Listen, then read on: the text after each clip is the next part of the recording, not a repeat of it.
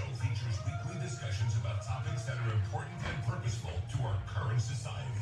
The discussions are led by conscientious and inspiring individuals who complement each other by adding their own unique touch to the discussions. So join us on the discussion every Sunday from 6 p.m. to 9 p.m. Eastern Standard Time by calling 718-342-0510. Don't forget to download the Vibes Up Radio HD free app and listen in or log on to www.vibesupradio.hd.com. You can also find us on the TuneIn app. Find us on Facebook at The Sunday Night Mix-Up Show, on IG at The Sunday Night Mix-Up Show, on Twitter at The Sunday Night Mix-Up Show. The Sunday Night Mix-Up Show. Talk to me. Talk to me.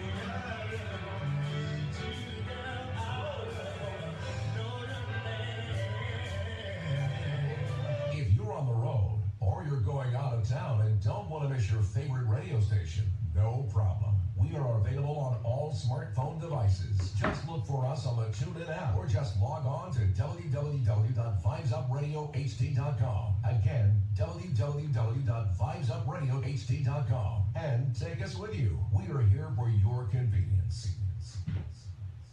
That's the Vibes on the Streets. Now, back to the music on the #1 station that's locking the streets. VibesUpRadioHD.com.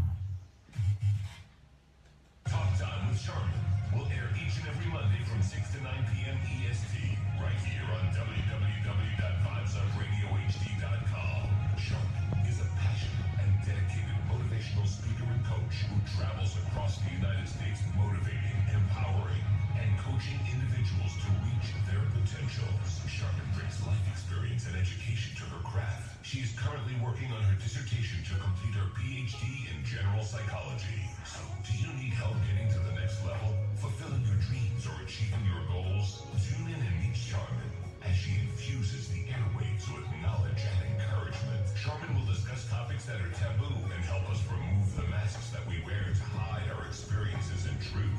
You can share your views and suggest topics of interest for Talk Time with Sharmin every Monday on www.vibesupradio.hd.com. Don't forget to download our free app on all your devices. Also, feel free to join in on the conversation by calling us up at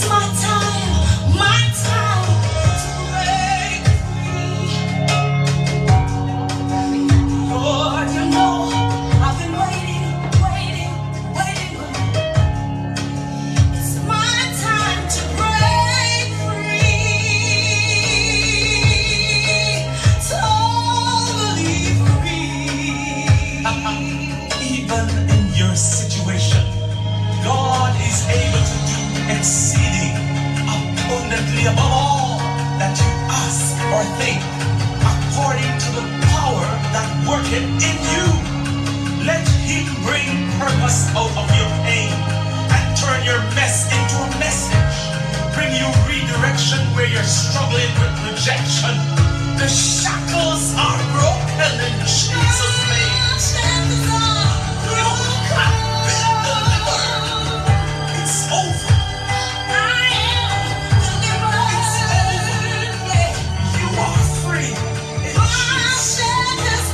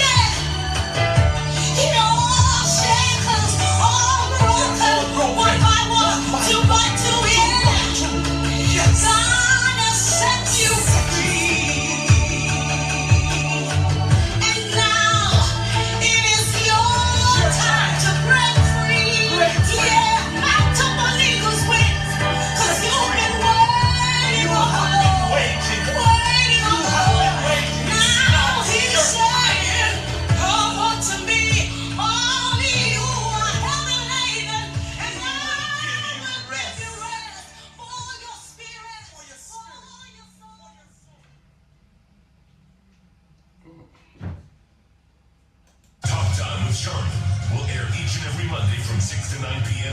EST, right here on www.vibesupradiohd.com. Sharmin is a passionate and dedicated motivational speaker and coach who travels across the United States motivating, empowering, and coaching individuals to reach their potentials. Sharmin brings life experience and education to her craft. She is currently working on her dissertation to complete her PhD in general psychology. So, do you need help getting to the next level, fulfilling your dreams, or achieving your goals? Tune in and meet Sharmin as she infuses the airwaves with knowledge and encouragement. Sharmin will discuss topics that are taboo and help us remove the masks that we wear to hide our experiences and truth. You can share your views and suggest topics of interest for Talk Time with Sharmin every Monday on www.vibesupradiohd.com. Don't forget to download our free app on all your devices. Also, feel free to join in on the conversation by calling us up at 718-342-0510. Log on to www.vibesupradiohd.com and listen live and share your thoughts on the discussion weekly. You are encouraged to use the chat box to add your input to the conversation. Welcome, Sharmin. I'm believing that God is going to work a miracle in your life by the end of this song. No matter what situation you find yourself in right now, just know that all you have to do is lean at the feet of Jesus. My brother and my sister, listen. All of your problems, all of your pain, lay it down, lay it down. All of your heartache, all guilt and shame, lay it down, lay it down. The Bible says, cast your cares upon him, he'll hear your call. Lay it down, lay it down. Promise he would never leave, not forsaken friend indeed. Lay it down, lay it down. War cry.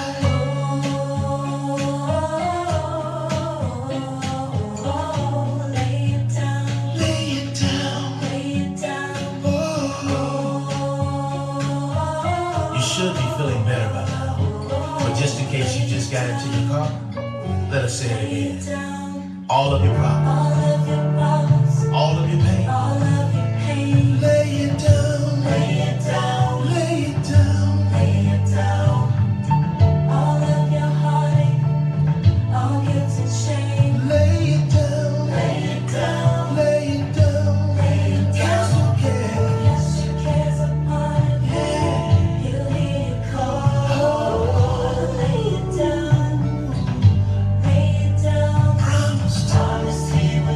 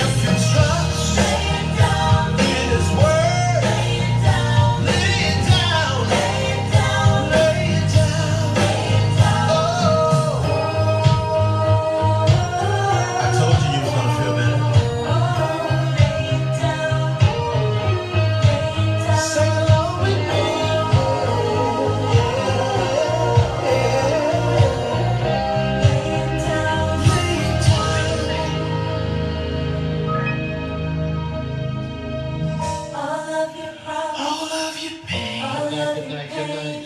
it down. Lay it down. Lay it down. Good night, good night, good night. Welcome to Talk Time with Sharmin. My name is DJ Andrew. I'm here with the lovely, lovely Sharmin Prince. Happy New Year. Happy New Year to you, DJ Andrew, and thank you for joining us tonight. You're welcome anytime. You can call on me anytime. How was your New Year's? Very good, very good. I actually entered the new year with a lot of expectations and, you know, a list of goals that that I will strive to achieve in 2017. And what about you? Well, I slept for 14 hours, so does that count? I guess because it's you rested, so you should feel very rested and ready to roll with us for the next 2.5 hours. Yes. So you're rested, and thank you for filling in. And welcome everyone on the Facebook Live. Welcome to Talk Time with Sharmin. Welcome to our listeners via the app. I want to welcome you all to Talk Time with Sharmin, and Happy New Year to you. And I wish you all a transformational new year. A year where you will see transformation occur in your life. I'm sure a lot of you have created a lot of goals. I hope it's not New Year's resolutions, because, you know, you have to be very committed and dedicated in order to actually achieve those New Year's resolutions. When you create goals, you then create smaller goals to achieve those major goals. So I hope that all of you have created a list of goals for 2017. And also, you know, for me, today I actually spent some time doing that. I create a vision board, and I don't do it every year. I do it like every 2 or 3 years, because I put major stuff on my vision board, and sometimes a year is not enough to achieve them. So, you know, you might, I don't know what's good for you. If you're a visual person, creating a vision board is an excellent tool. And also, I have this album that I use also as my vision album. So it's a photo album that I have turned into something where I, you know, create the goals that I want to achieve. So that's it for goals. I said I'll touch on it a little for tonight, but our topic tonight is, why do we settle? And I wanted to do this last year, but so many things came and took the place of this. And I wanted to do it because I've been talking to a few people, and you know, you'll hear terms like, my biological clock is ticking. And well, that's for the relationship. We'll get there later. But you will hear there are some terms that I'm going to list that you hear people say, and those are signs that, you know, people are getting ready or preparing to settle. But as I was reading an article in preparation for the show, this Dr. Julianne Brains, she said, settling is an ugly word. And she said it's ugly and it's depressing. And as I read that, I stopped, because when you hear the word, you know, you hear people say to you, why are you settling? And it is a depressing word. It is an ugly word. But a lot of us embrace that word, that ugly and depressing word, for whatever reason. And for us women, a lot of us settle because we were never socialized to be alone. you always, like, I always go back to our primary socialization. When you get gifts, you always get a dolly, a dinner set, a stove. So it's preparing you psychologically to become a wife or somebody's partner to do those things for. As opposed to the boys get a train, a truck, a car, a gun, whatever. But we're trained psychologically to do those things. So when you're single, you feel pressured to make decisions that a couple of years from now you regret. So that's what we'll be talking about tonight.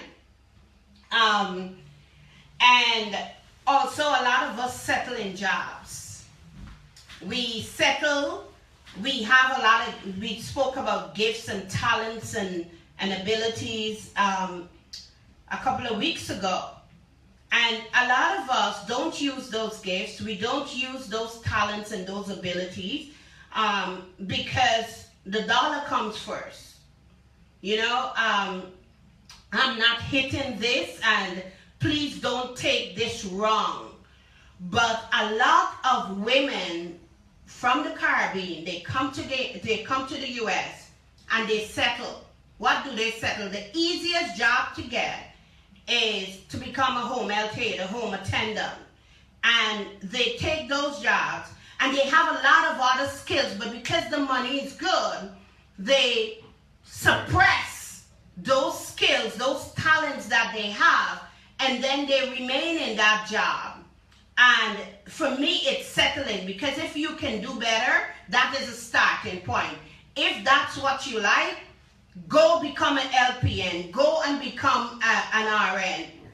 You don't have to settle, and a lot of us settle, and we settle professionally. And because it's comfortable, because once we get into a field, we're comfortable, and we don't want to leave because there is this fear of the unknown. So we settle in these jobs that, you know, some people may call a dead-end job. We settle in it because it's paying the bills and we're comfortable. And we don't want to venture up. Also, we settle in relationships. Yep. Right? Yes. But we'll get there in a minute, because that's going to take up the bulk of our show. But the job thing, I have had this friend that came up to visit, and when she came up, I said to her, you know what? When you return permanently, please don't go and become a home attendant. And she looked at me like, you know, what are you saying? That's the easiest job to get. I said, go get your GED. Because once you get there and you get the money, you become comfortable, and then when you look back, it's 10 years and you're still there, and you can do much better. You have a skill. If you like to cook, like most Guyanese women love to cook. I can speak for Guyanese, right? You may love to cook. Go to culinary school, and the common statement that you hear often is that I don't have the money. Man, it's America. It's the United States of America, where student loan is easy to come by. So if you like to cook, that's your gift. Some people may say that's your gift, that's your talent. Enroll in culinary school, $50,000, so what? I mean, you know, some of us have hundreds of thousands of dollars in student loans that we may never be able to pay in our lifetime. So that should not be an excuse. Whatever it is that you like, you should pursue it. Go after it. I was talking to one of my mentees, and she never knew that her partner, wanted to be whatever it is that he wanted to be. So, ladies and gentlemen, do not settle in the jobs that you're in, because we all had a dream. Like, I was talking to a young lady, and she said when she was younger she wanted to be a pediatrician, but now she wants to get into business. I didn't ask her why or whatever. All I did was encourage her. I said, okay, so what do you need to do? I need to enroll in the university or college. Okay, and in order to do that, what you need to do right now, I need to fill out the application. So I said, okay, goal number 1, fill the application out. Submit that application and wait to be called. That's right away. Simple as that. We complicate simple things because of fear, because of whatever reason. I know a lot of you are waiting for us to talk about the relationship. But settling in jobs is key, because it's prevalent, because a lot of us are in jobs that we hate. And you hear people say, I hate getting up in the morning, I hate going to that job, I hate this, I hate everything about the job, but they're not doing anything to change that situation. They're not doing anything to make the situation different. If you hate your job, you're settling. If you dread getting up in the morning, you're settling, and you don't have to, right? So let's do something to change our situation.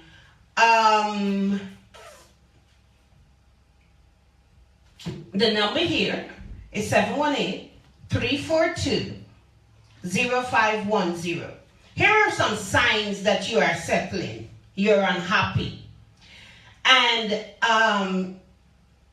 do you know that 2/3 of Americans are unhappy? And I'm going to repeat that. 2/3 of Americans are unhappy. And that's the number 1 sign that you're settling. So if you're unhappy about your job, you're settling. If you're unhappy in your relationship, you are settling. So, and you don't have to settle. You are choosing to settle. You don't have to settle. Whatever career you choose, you don't like it. Even I was reading a magazine, and a woman just completed her bachelor's degree. And you know how old she is? 90-something. This one was 85. Oh, wow. 85 years old. That was one of her dreams, and she completed her bachelor's degree. When I was in college, in undergrad, there was a 60-year-old woman in my class, and I couldn't understand. And one day I asked her, and she said, I always wanted to finish my degree. So I raised my kids, and I have my grandchildren, so I am finishing this because this is for me. So it's never too late. You hear people say it's too late. No, it's never too late to pursue your dreams. And all of us had a dream. When we were kids, we always wanted to be something. But then as we matured and we get older, we forget what that something was. And we get into streams in order to pay the bill and to keep a roof over our heads. We need to stop settling. Also, you're always tired and fatigued. Right? That's another sign. I'm going to read the stuff in the chat room in a minute. You procrastinate. Procrastinators. I'm going to do an entire show on that because my dissertation is about procrastination. And it is a self-handicapping, debilitating behavior. And it has some underlying psychological roots. So, but we'll do an entire show on that. But that's one of the signs that you're settling. You're fearful. As I said earlier, we're fearful of the unknown. We're fearful of, I don't know, you know? What might go wrong? What might happen? Yeah, what might happen. But you're fearful of what might happen. But why? You're not even taking a leap of faith or doing it. You're allowing your fear to cripple you. And you're not venturing out. You know, it's like you're in the canoe and the water is shallow and you're about to hit the shore, but you're so fearful, you prefer the canoe to turn around and take you back into the deep as opposed to venturing out into the water to see if you can walk to the shore. Yeah. So it's like you're taking a risk, right? You don't want to gamble. You prefer to keep your money in your pocket. Right? Yes. So if that's a good example. Also, another sign of your settling is self-doubt. You doubt yourself. I don't think I can do that. I don't know if I can do that. All the terms that we use when we're doubting ourselves. So the number is 718-342-0510. Happy New Year, DJ Tiki and everyone in the on the live field. Tracy Carter said, what are the available options? Either settle on the job or join the welfare line. Tracy, I don't think so. Because if you find that the job that you're in is making you unhappy and it's a stream that you are familiar with, there are other options. The other options is find another job. And sometimes we choose fields that are not in sync with our personality.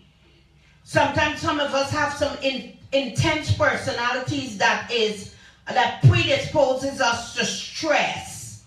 And we choose professions or jobs that are high stress. So because we have this predisposition, and then we have a job that is high stress, it's compounding stress. And so we're always miserable.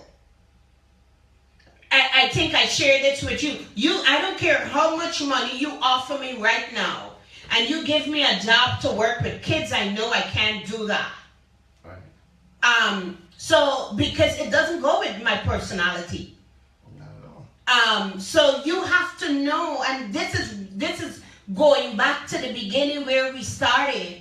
You have to know who you are. You have to understand who you are. And what suits you. And so we choose, some of us choose fields, or the fields choose us, and we're miserable, but we have to pay the bills, and that comes first. And then our own happiness and peace is placed on the back burner. I mean to interrupt you, Ms. Sharmin, but I can remember a show that you and Pastor Peter did last year, and he said this thing. There's so many people who graduated with a bachelor, masters, and so on, and even though they got those degrees, they're not in the field of those degrees. Mm-hmm. So you could be miserable at your job. Like at my job, this is one guy. He got his bachelor's and he's working where I'm working. And I said, what are you doing here? The next one is medical tech. Certified, graduated, everything. I said, what are you doing here? So it's all about the individual. It's how you feel. You know, if you're not happy, try something else. And that's my point exactly. Try something else. DJ Andrew. because a lot of us, we may, you know what? Sometimes parents live their missed out lives through their children. Yes, I agree. So, mommy wanted to be a lawyer. Mommy never became a lawyer. So, mommy trained that child from early, even during primary socialization. You know, you're going to be a lawyer, right? And this child became the lawyer that mommy wanted the child to be, but the child wanted to be a chef.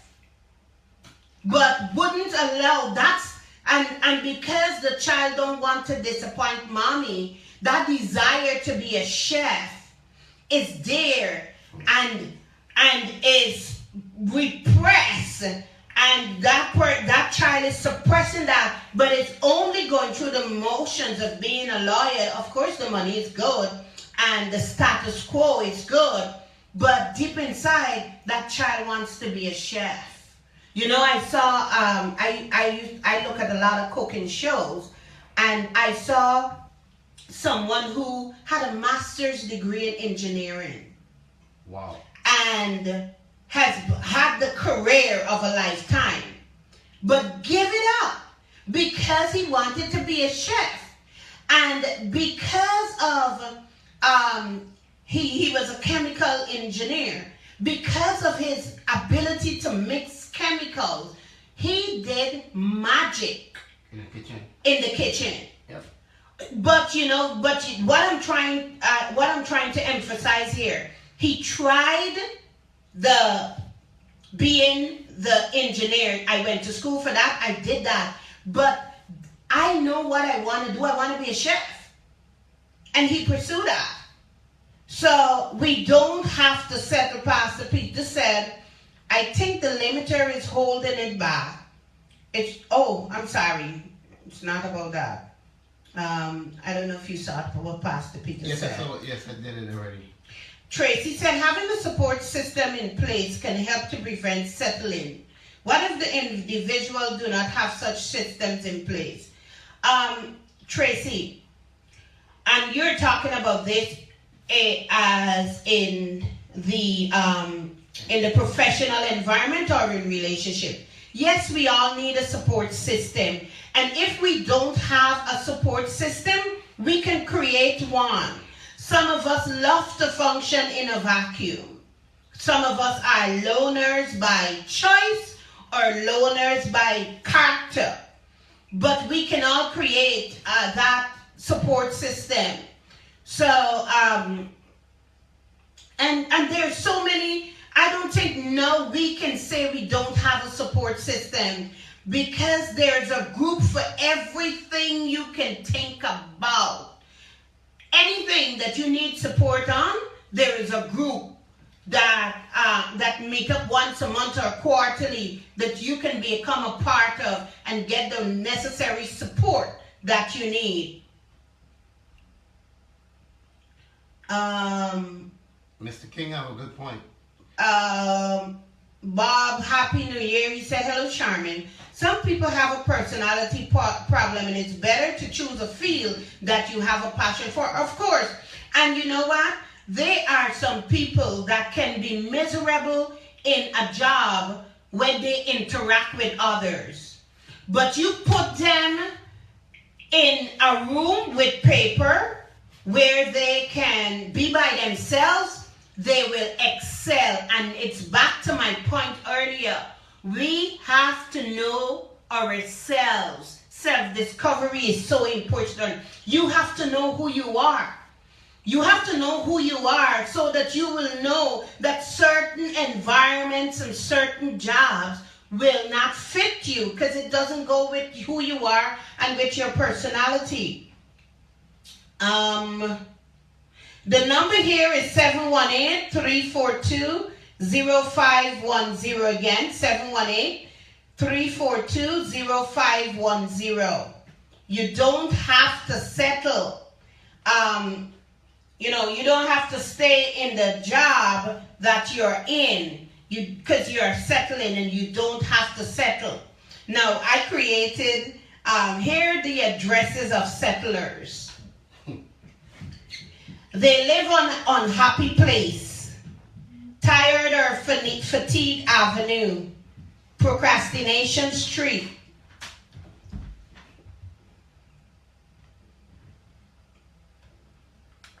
Happy New Year, caller. You're live. Hello, is this Sharmin? Yes, it is. Hello? Yes. Hello? Hi, Sharmin. Hi, how are you? Good, great. This is Bob. Hi, Bob. I would actually like to elaborate some more. I'd actually like to elaborate some more on that. Listen to your phone, Bob. Listen to your phone. If you listen to the app, to the live feed, you'll get confused because there is a delay. Okay, hello. Are you hearing me there, Sharmin? Yes, I am. I'm hearing you. Yeah, great. Let me expand my volume a bit.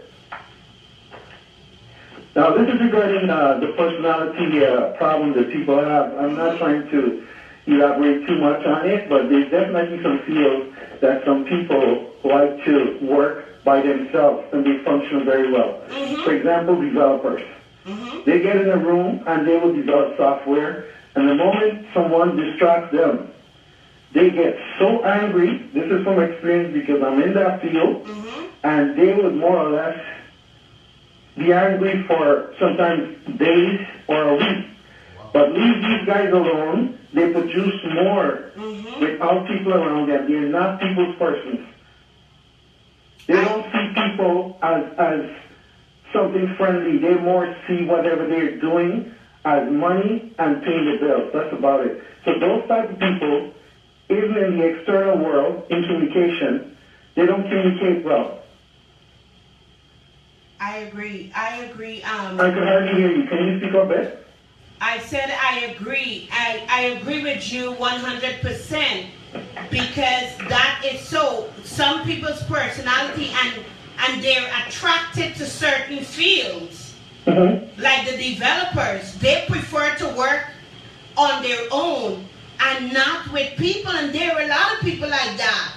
Now, and that is, I admire those people because they know who they are, they know their limitations, and so they choose a field that matches their personality.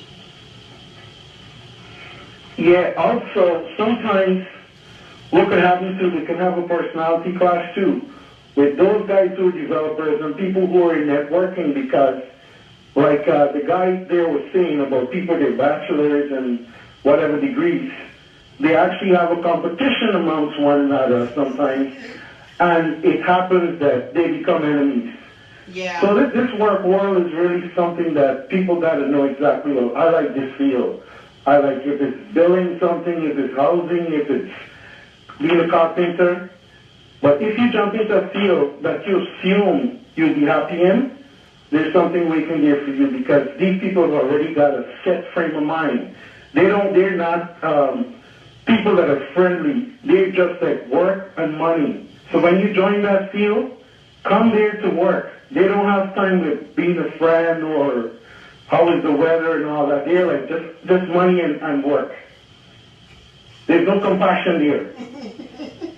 But at least they're not dealing with human beings where they have to be compassionate, right? They're dealing with machines and develop and whatever. And so and that's the thing. They knew who they are. They understand what their limitations were. So they choose careers that that will keep them that matches their personality or their characters, if I can say that. Definitely. Well, thank you so much, Bob. And how is Well, thank you very much, Sharmin, and I really enjoyed the show. I must say, it's a pleasure, this is every Monday. It's a hassle to actually get home to listen to the show, but let's keep the great work, man, and sending out the message, you know what I mean? Thank you. Even regarding, like, the support system and education, sometimes people look at the support system, but sometimes you got to forget a support system and edify yourself. If you come to a place where you have nobody, you got to think like, hey, you know what? I got to survive or I'm going to die. But some people are so accustomed to having family, friends to support them, this body to support them. Believe you me, if you could get all those things, you'd be more successful. A lot of times it happens. Thank you so much for that. How is the weather in Canada? It's cold. Extremely cold. There's no snow, but very cold. Okay. Very, very cold. Compared to New York. Okay, just be I can hear you. I said just bundle up. Yeah, indeed. I get used to it anyway, so it's just like night and day, more or less. So thanks again, Sharmin, and enjoy. Thank you so much. Thank you for calling. Bye-bye.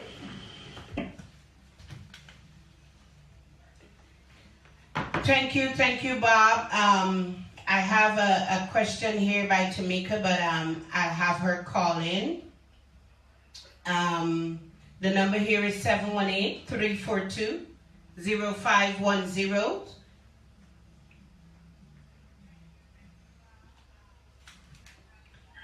Welcome to Talk Time with Sharmin, calling your life a Happy New Year. Good night, Miss Friends. Happy New Year. Same to you, my dear.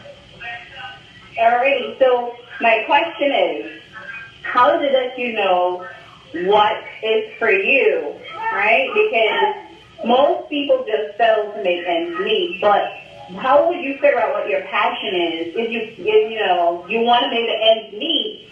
So you can't follow your passion because maybe your passion may not make you the money to make your ends meet. How do you figure that out? Well, in the midst of you making ends meet, you're gonna identify things that are actually. Can you turn down your radio or go into another room? Yeah.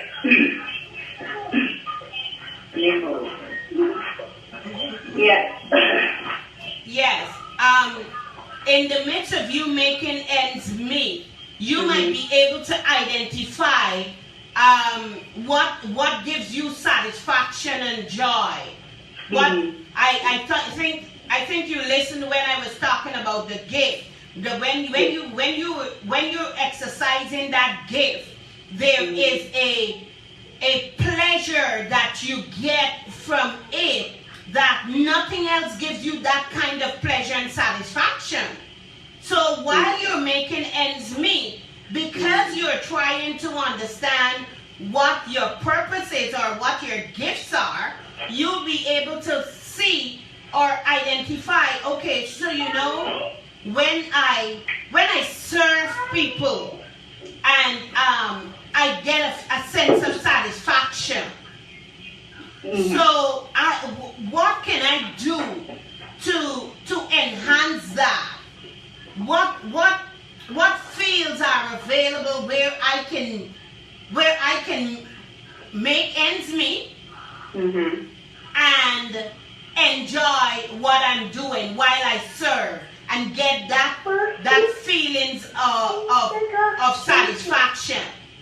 Okay. But like I'm saying, maybe your passion may not make you the money that you're supposed to pay your bills and keep and live comfortably. Your passion, what you're happy about, right? You can do that, but it's not going to, cover whatever it is that you're accustomed to because you've been making ends meet doing what it is. You just have a job. It's not a career. It's not a passion. You just have a paycheck. Listen, you just have a paycheck. But my passion, what I want to do, it won't make me the money that I need to live comfortably. Okay. How do you live comfortably following your passion? Well, if you see your passion, that your passion cannot make ends meet and pay the bills, you do your passion. You can create a funding stream for that passion, right? And you do it part-time because the bills has to be paid, right? Okay. And while you're doing your passion part-time, you can create a funding stream. Because, let me go biblical here. When David played the harp, it was David's passion, right? It didn't bring in money. Right. But that harp, playing that harp, opened the door for David to play before a king. King, correct. So your passion might not be able to bring in money, but it may open doors, and it can become a funding stream for you. That's a good way to look at it. That's why I'm charming. That's exactly why you are charming, friend. No, but does that make sense? Yes, it makes a lot of sense. Because a lot of times we see careers and jobs as the be all end all, as opposed, because we were not trained to think creating funding streams. So so I like to knit, and when I knit, knitting gives me passion. How can I do this and make money, right? And that's just like an example. So do I move to Turkey and knit some silk rugs? How can I let this become a funding stream for me? All right. Yeah. It's definitely good advice, good and strong advice. Well, and like you mentioned, if you started part-time, who knows, it may open a lot of doors. Going into it as well, it says that your gift will make a way for you. So, yeah, your gift shall bring you before greatness. Let me correct myself. So, maybe that, and that is you basically telling people to follow their gift or their passion. And if you're spiritual, it will open doors for you. And I really appreciate that. And thank you so much. You're very welcome. Alrighty. Good night. Good night. Alrighty. 718-342 0510. Jay, the number is 718-342-0510. Yes, Otrice. I was just being humorous by saying that's why I'm charming. Omika said, I believe once you've discovered your potential, you should never settle. Omika, that's true, and we'll get there. Tracy said, I believe the lack of opportunity may lead to one settling. Sometimes people may have a sense of purpose, passion, and drive. However, the opportunity is available. And Tracy, that is so. But the optimist that I am, being the optimist that I am, sometimes we have to create the opportunities. And I believe that opportunities are available. We're in, the great, big United States of America. The opportunities that we might be seeking might not be available in New York City, or it might be in New York City, but it's overpopulated.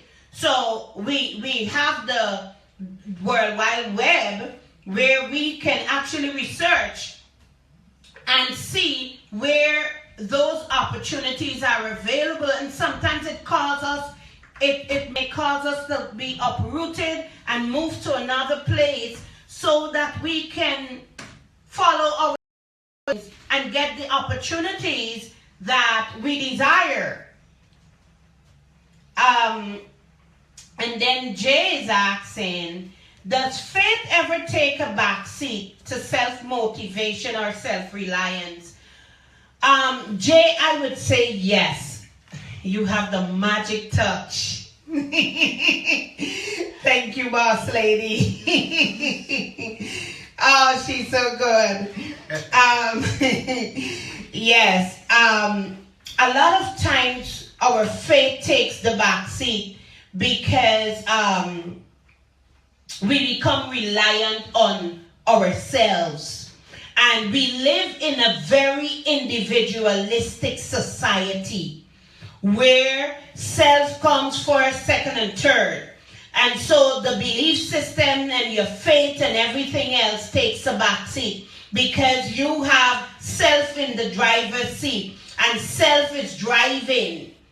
And so faith is in the back seat as opposed to the driving seat. So to answer your question, a lot of times faith does take the back seat and self-reliance and self-motivation takes place because some of us become overconfident and we become a little arrogant and in our skills and our abilities, and so we're not relying on the unknown anymore because like when I skydived in I think 2010 or 2011. Really? Yes, I'm risky like that. My friend Anita, we went into the Hamptons, and if you're not brave, before you skydive, you have a disclaimer that you have to sign that you're agreeing that anything can happen and you can die. And so it's a matter of faith, signing that, agreeing that you can die. And then when you jump out of that plane, those few seconds where that you're waiting for the parachute to open, that's what you call taking a leap of faith. Because your faith at that moment is in that parachute. If the parachute don't open, you're gonna splatter. So faith is jumping out of that plane and relying on the parachute to open in 10 seconds, 20 seconds, 30 seconds. So a lot of times, because we've become so dependent on self and so self-reliant that we don't have faith anymore. We don't want to jump out the plane. We're not doing that. I'm going to wait because a lot of people tell me you're crazy. I am not jumping out of a plane that is working well. The plane has to be on fire, but you know, sometimes you want some adrenaline. So, yes. 718-342-0510. Dr. Kenwood said, I do believe that all jobs can give you the funds you need. You just need to explore possibilities. Also, once you are happy doing what you like, it will open doors for you. I agree with that. Pastor Peter said your gift will make room for you. It will open the door to success if you follow it. One problem most time is procrastination. Just as I said earlier, and we'll do an entire show about that because it's not a show that it's not something that we can just touch and go. Most time we fail to try than try to fail. Yes, and that is true. And that's something I said yesterday on my show, Ms. Sharmin, that inside of all of us, inside of every one of us, there's two F word, faith and fear. So whichever one you put in front, that's the way your life is going to be. Like, when I first started here, I told the captain, I said, I don't like talking on mic. And now, look, I'm doing it. You know, so just to show you, I had to find that faith and kick that fear in the back and talk on the mic. And look at you now, you're on top. Time with Sharmin. See?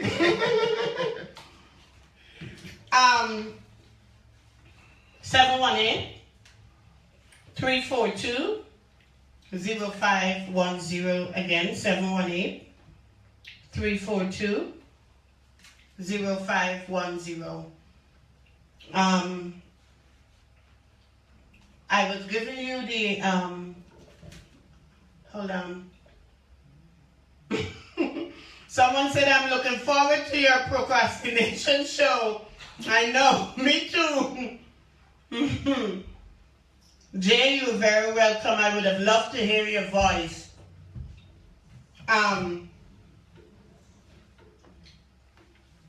Back to the addresses of settlers. I think I stopped at Self-Doubt Lane.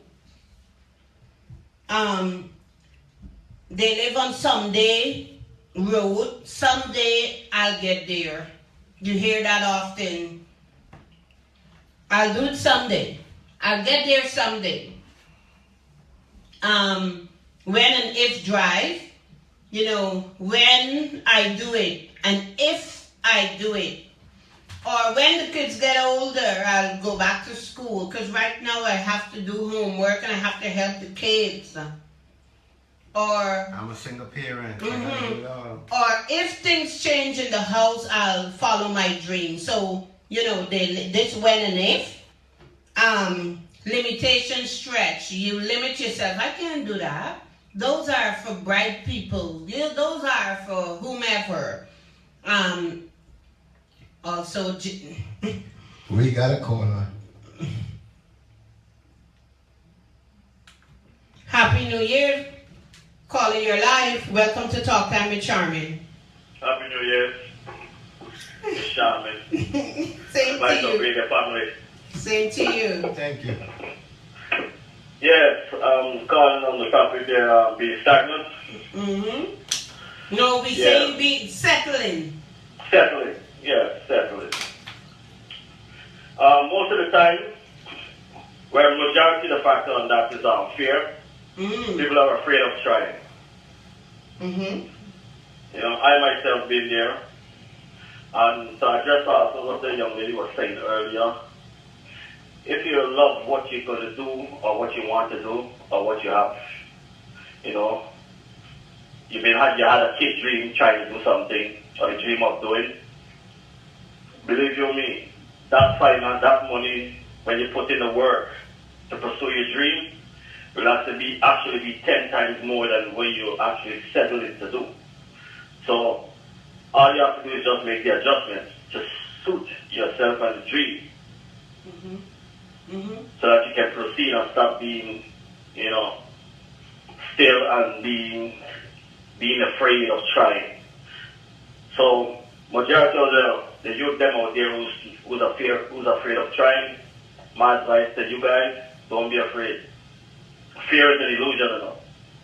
It's created by you. It's also created by yourself, doubting yourself inside. You know, like Ms. Sharmin said, leap of faith. Take a leap of faith in yourself.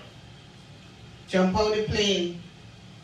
Well, the starting part is not going to happen if you believe in yourself. Just jump out the plane and believe that the parachute is going to open. And you said, you know something. And the thing is, go ahead, not to cut you. No, go ahead. The thing is, that parachute can open anytime. Is you have to open it. You have the equipment. You have the mind and the power to do everything. But how things in society have changed people and changed us as a whole, is to be afraid of trying and be consumed in a box. Don't take out the box. They want you to walk this way, take this. No. Try. Come out of the box.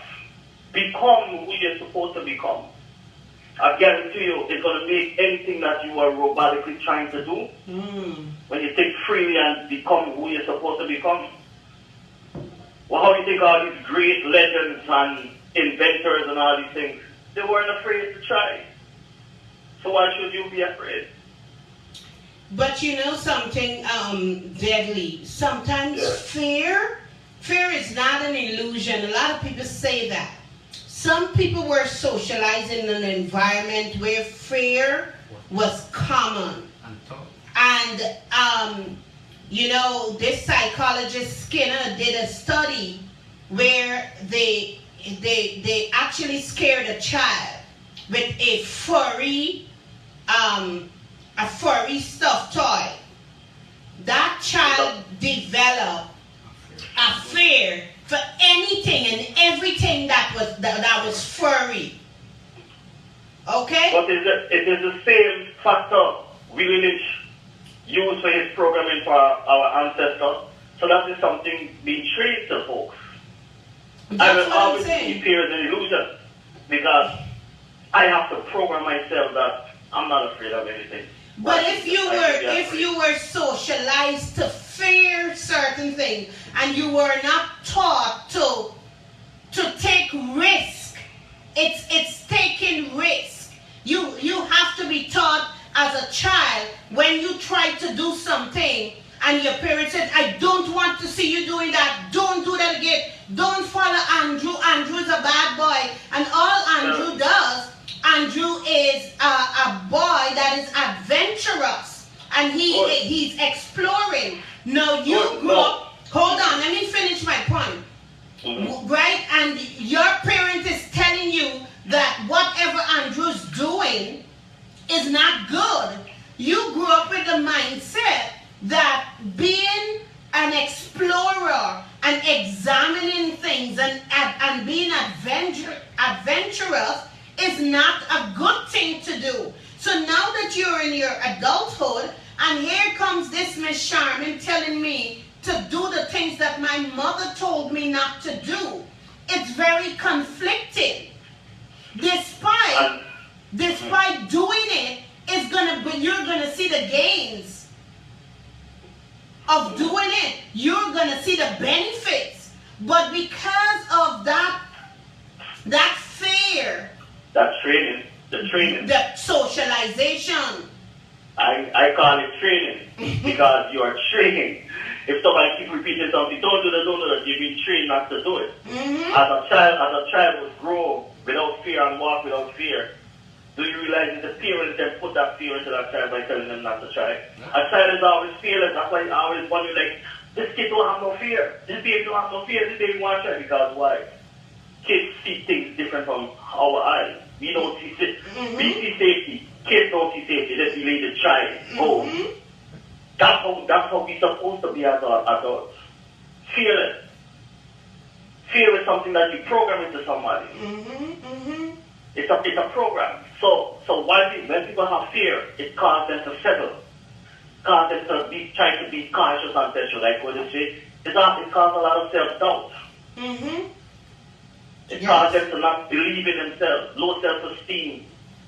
Oh, stop doing my show for me. I'm sorry, man.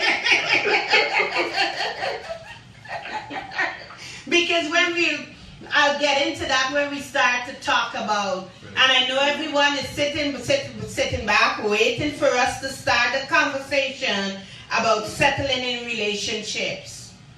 So I wanted us to get rid of the settling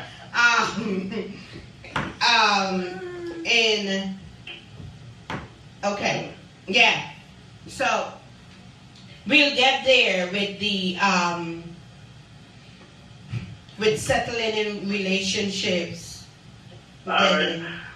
Yes, Mika, don't worry, I don't mind settling with Mika. All right. Hey, Jai, I love the show, man. All right, thank you. All right.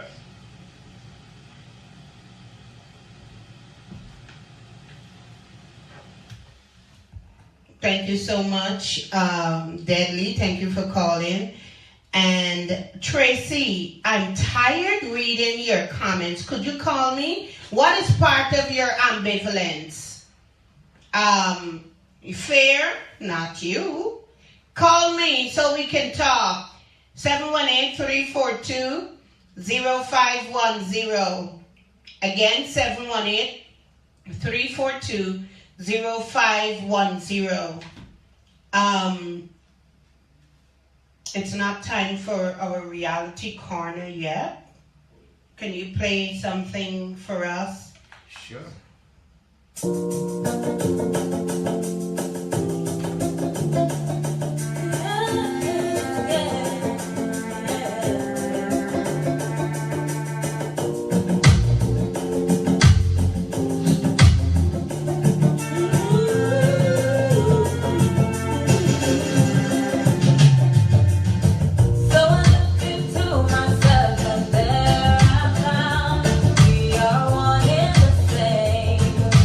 Life is okay.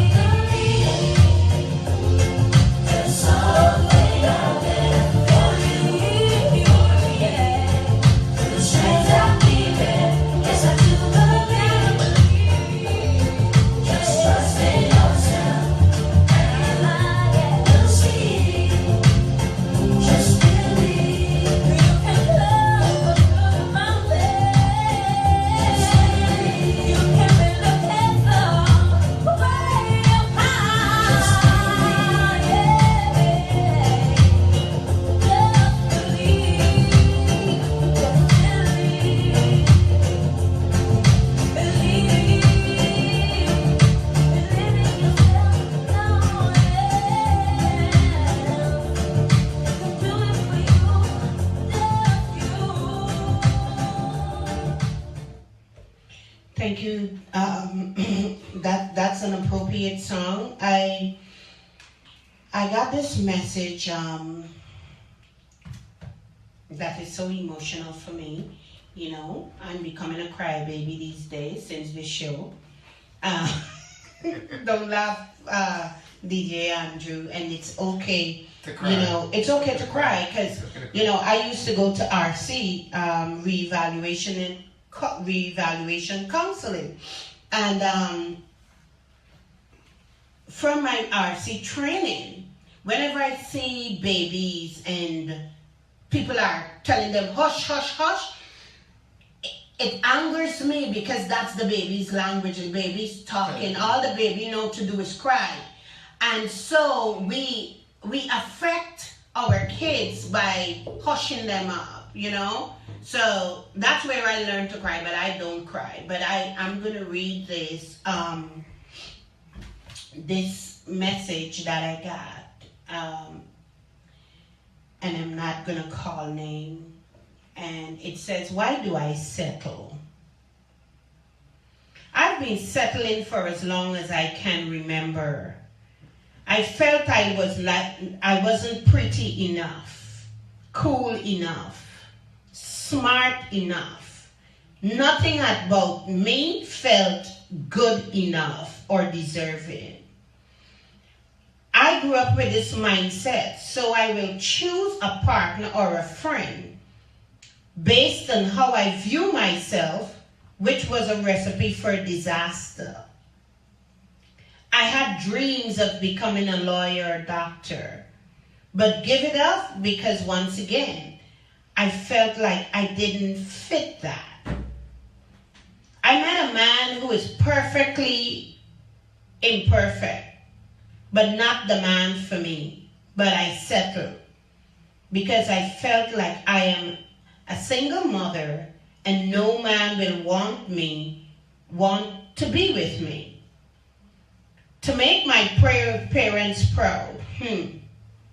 So I felt like I had to put my happiness aside and do what I had to for my kids, my parents, and the people that had no damn saying in my life. Settle. I wanted to finish school, but instead, I felt like it's too late. I have kids now. It's about them, not me. And I settle for a job instead of a career. Settle. Why do I settle? Because of unresolved issues from my past. Low self-esteem, insecurities, and I can go on and on. Ms. Sharmin, this topic couldn't come at a better time. Over the past few months, I've been working on this issue. I was doing great until I decided to face the biggest lie I told myself that caused me to settle for a life that I'm not happy with. And that was from my anonymous writer.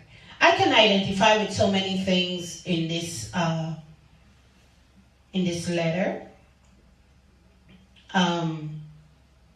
because, you know, we don't feel pretty enough because of societal norms.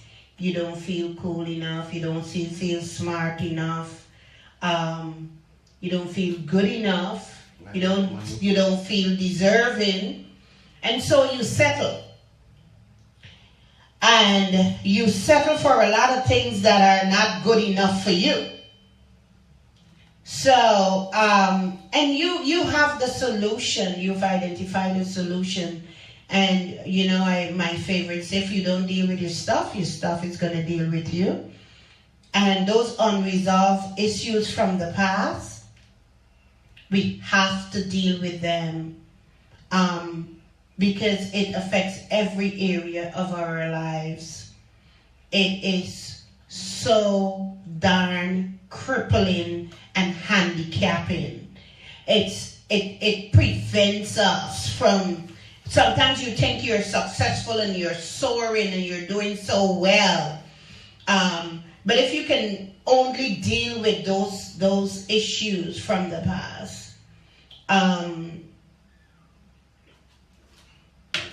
Yeah, and a lot of us settle for jobs instead of careers, and that is so so true. Because we want to pay the bills, and we don't want to take risk, so we settle.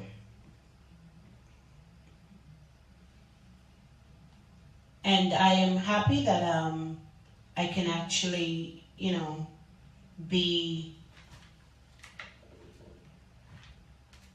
the catalyst of change, and help you on this journey. Tracy, I'm still waiting to hear about your ambivalence.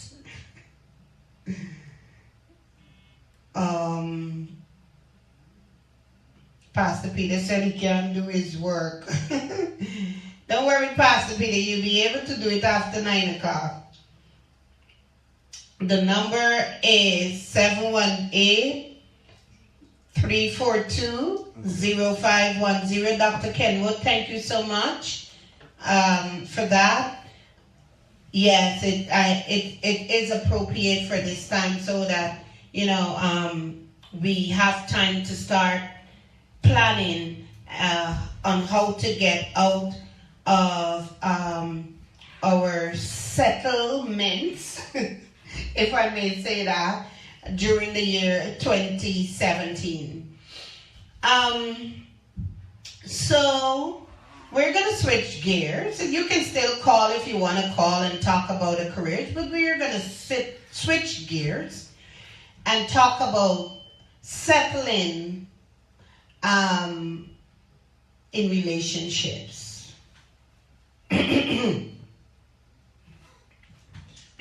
Wow. And I may step on some toes, guys, not intentional.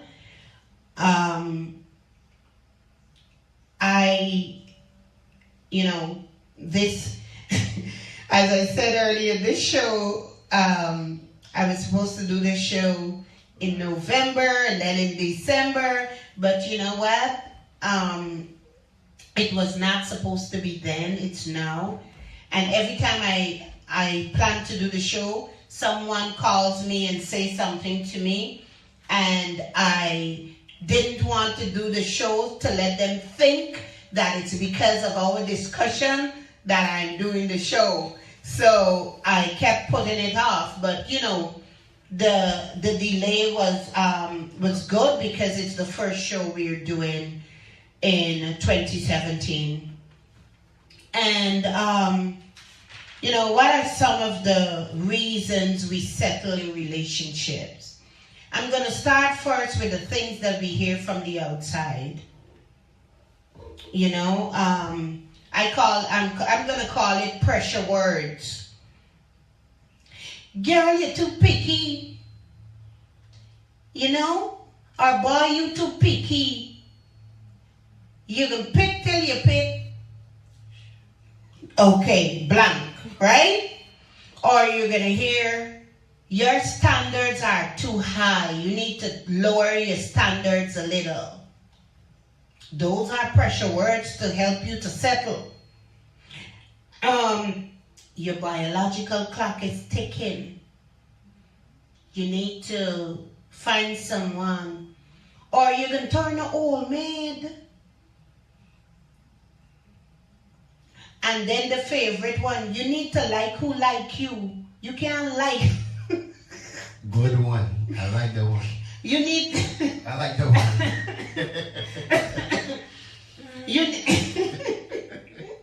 That's no. You need to like who like you. That's a granny saying. Yeah, that's an old one. Like who like you. Not who you like. But it's not who you like. Those are pressure words. Or words that pressure you to get into relationships. And, when you hear you don't want to be an old maid, or we don't want any old maid in this family, you need to get married. or I don't know the things that they tell guys. Oh, there's a few. There's a few. Okay, and what are There's a few. Like when you're giving me grandkids. There you go. And they do, yeah. When you're giving me grandkids, when you're bringing home this girl, when you're getting married. Exactly. All of those are pressure words. We gotta call them, Michelle. Happy New Year, caller, you're live. Welcome to Talk Time with Sharmin. Happy New Year, Simon. Happy New Year, Ricky. How are you? Are you enjoying the show?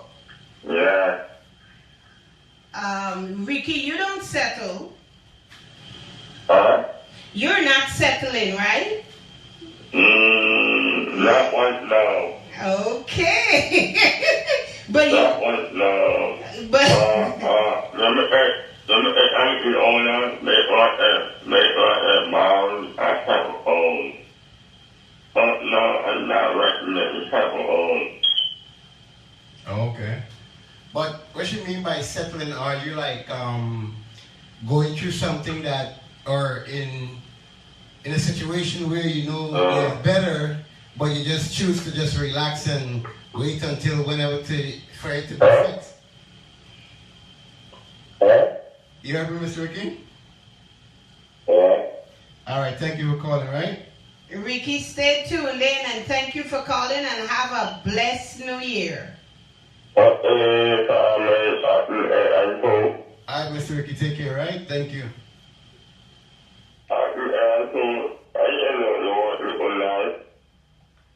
Yeah, I'm just filling in for Pastor Peter tonight. Yeah. All right? So keep it locked, Ricky.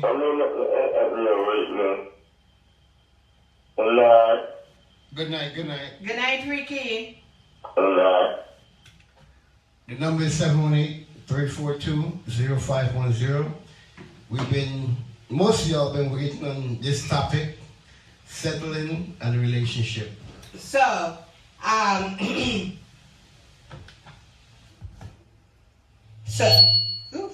yeah. So some of those pressure words, like, I forgot that one.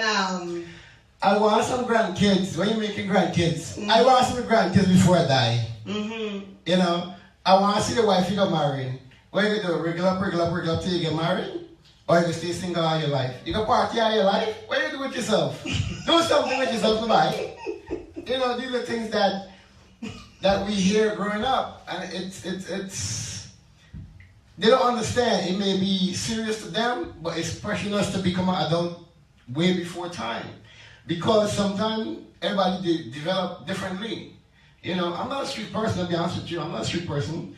But maybe, just a reference, I'm not saying it, like, say, like, Roti Bano or whoever else, they might be, like, you know, always on the street, so they develop faster. But by communication, they might, like, for me, for example, I couldn't go to no party at 14. Maybe them guys could go to a party at 14. You know, so they experience differently from me. So with that kind of pressure now, oh, when you bring grandkids, wait, I didn't have fun yet. You understand what I'm saying? So that's why some people settle, because they're not happy when they settle. That's so true, and we'll get there. And you know, some of the signs that you're settling. Okay, let's start with why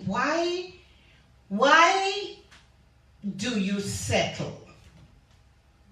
One of the things that Deadly said when he called in, low self-esteem. Of course, you don't feel good about yourself. So, been there, done that.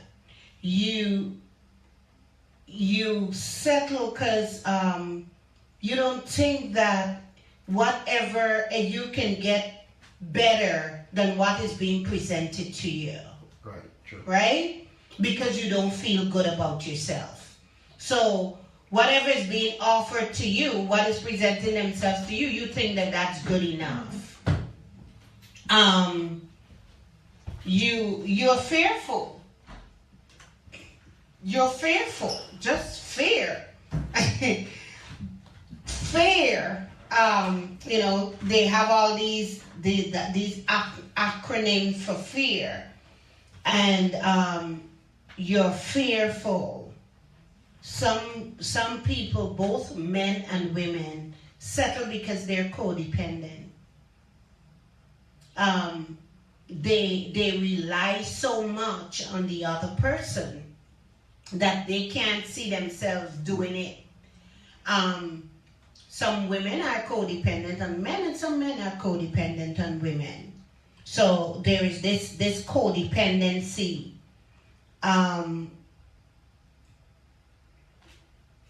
Self-doubt. Just like low self-esteem, you doubt yourself. You don't have any poor self-confidence. You don't feel that you can get or you deserve. You feel less deserving. You don't deserve. And all of that is interconnected to low self-esteem and poor self-confidence and self-doubt.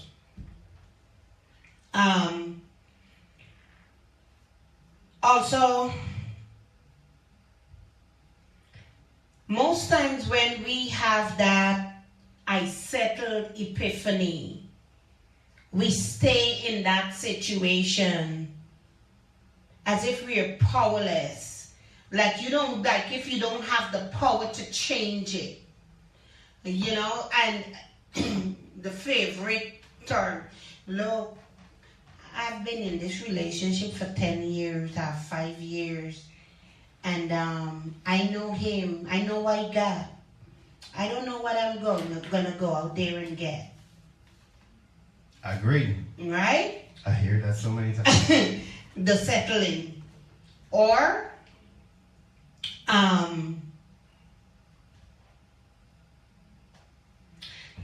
I know this man since I small, and we grow up with each other. I'm not gonna leave him and go out there. I don't know what I'm gonna get. The one that took the crown last month. I'm talking to someone, and she said to me, "You really think, Sharmin, that I'm gonna throw out my man out there to let some blank get him?" But then in the same breath, she's telling me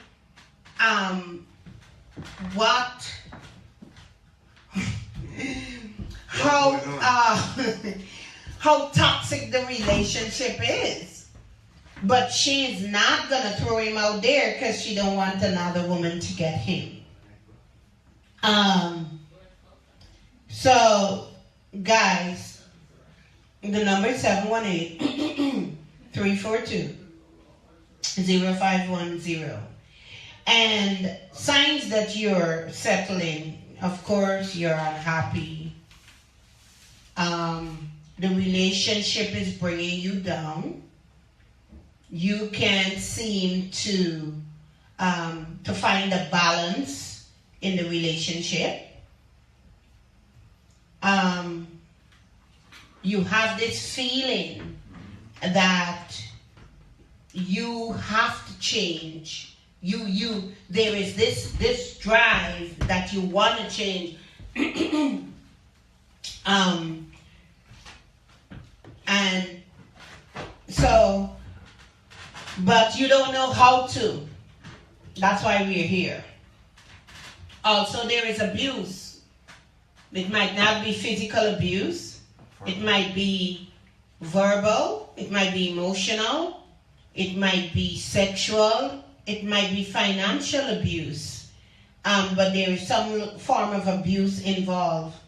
There is the codependency factor, like I said. You think you can't survive without him or her. And that can be a form of abuse also, because they've told you that, you've been programmed, you've heard it so much that now you're believing it. So you're staying and you're settling. You allowed yourself to be cheated upon repeatedly. And this is something that I don't understand, especially for women.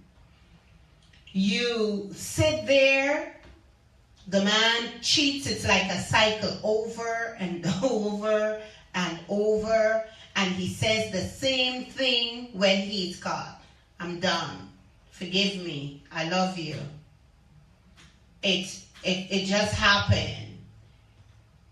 Right? Right. Okay, you take him back one time. You take him back 2 times. You take him back 3 times. And now this is a part of your life that you have to accept him cheating. Right? So that's a part to settle in. You know, I have my own theories. But you know, you said something earlier too, that sometimes she might say, oh, I've been with you for 10 years and I know I'm going to pick up out there, and you know, so it becomes a pattern. So she programmed that in his mind, no matter what you do, I'm not leaving you. Vice versa, same thing with men. You get women that cheat on men, you get men that cheat on women.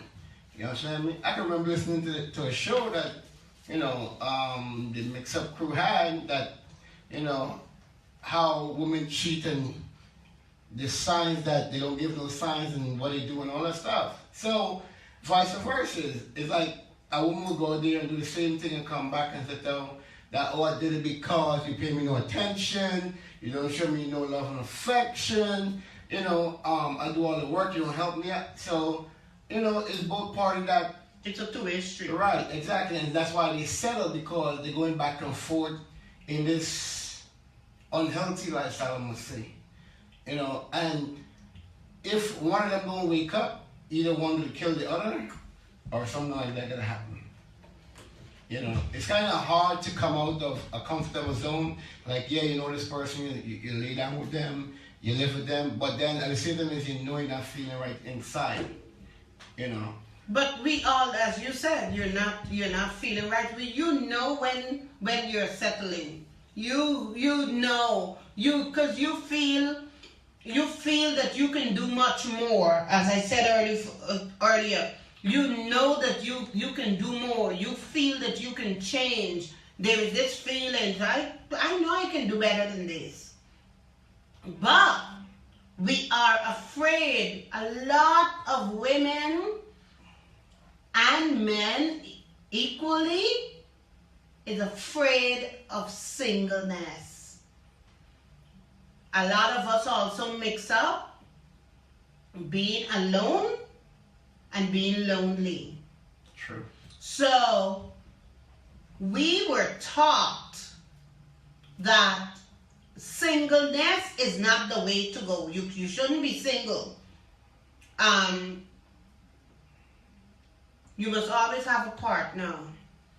And even though when you walk off the street and you go into the house, you're living separate lives, even inside. Behind closed doors. You're still presenting the front, and you're settling. Right. Right? But that's okay. Another sign that you're settling is that you sacrifice a lot for the relationship. And in the process of that sacrificing, you lose yourself. Because you're identified with him or her. That's your identification. And you become a master at wearing a mask. Because you mask your true feelings. You're masking that I am tired of this relationship, but I just need to stay in this relationship. Just because. You fill in the blank. I don't want these kids to grow up in a single parent home. Really? But you don't want them, you're saying that, but you're still a single parent.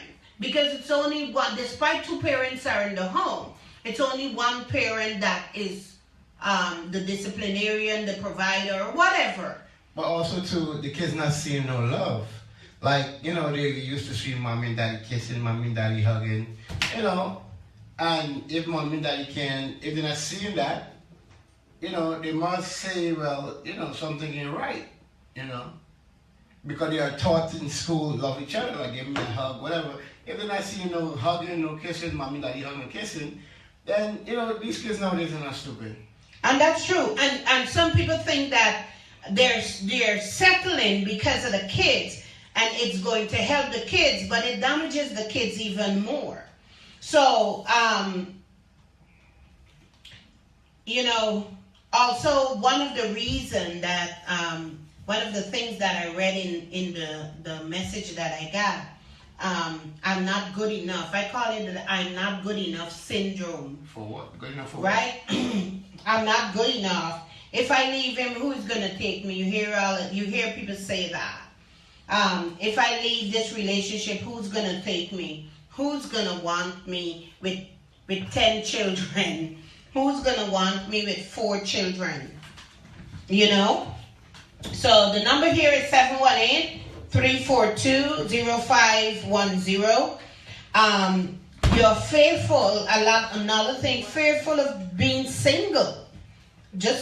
You're just fearful, like, don't understand, I can't be single. Thank you. Because we have this idea that when you're single, you know, whatever. So that fear of being single is one of the reasons you stay settled. And also the pressures from loved ones and relatives and friends that, excuse me, you know, what are some, let me ask my listeners a question. If you think you're settling, what are some of the reasons, or what is the driving force that is causing you to settle? You know, some people settle for different reasons, you know. Some people settle because either the man or the woman got a good job, you know, they could live a certain lifestyle. Some people settle because one is in love and one is not. Some could settle because of the fame. You know, look at these TV shows. You know, some settle because they feel like there's nothing else there. You know. But if people are really true to themselves, you know, it will work. You understand? It will work. But for how long? Because when after you don't get the money, the house, the car, and still empty. Exactly, and that's when all the problems start to come out one by one. Because you've been suppressing it for all the year. Oh, I got a new house last year. I got a new Bimmer this year. Next year, I want a Ferrari. The Ferrari comes and you're still not happy. But it's a lot of external, what? I don't want to say gains. It's like you're looking. It's like looking for love in the wrong place, or looking for satisfaction in material things, as opposed to looking for satisfaction internally. So yeah. 718-342-0510. 718-342-0510. No one should have to settle. Point blank, period. No one should have to settle. But because of societal pressures, we settle. Right? We settle because we think it's the right thing to do, you know? Remember back in the Caribbean, Ms. Sharmin, I mean to cut you, that when somebody make cherry drinks or some kind of fruit drink, the settlement go at the bottom. And here, this is a good logic, like how Miss Sharmin normally use, right? You will drink down the juice, and when you get to the bottom, some don't drink it. And the one them who do drink it, right? And they'll start like thinking in their throat. That's like settling in a relationship like that.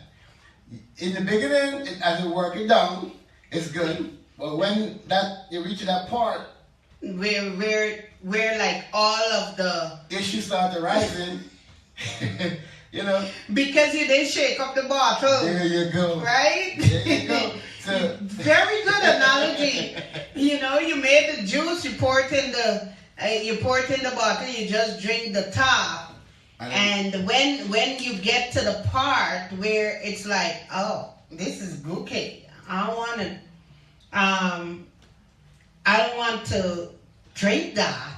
Exactly. But it's all a part of the juice. You know, right? It's a part of the package. Exactly. You only want the good part, but you don't want to deal with the bad part.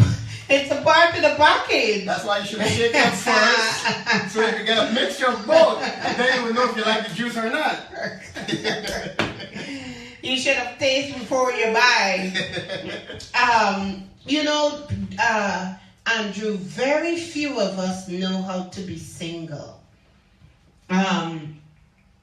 You know, people would say, I can't do that. I can't live alone. I can't do that. I don't know how you do that. And so because of that, we settle. We weren't taught, as I said when I began the show, we were not taught to be single. We were taught to be taking care of somebody, right? And so when you get older, and you don't want to be alone, so whosoever may come.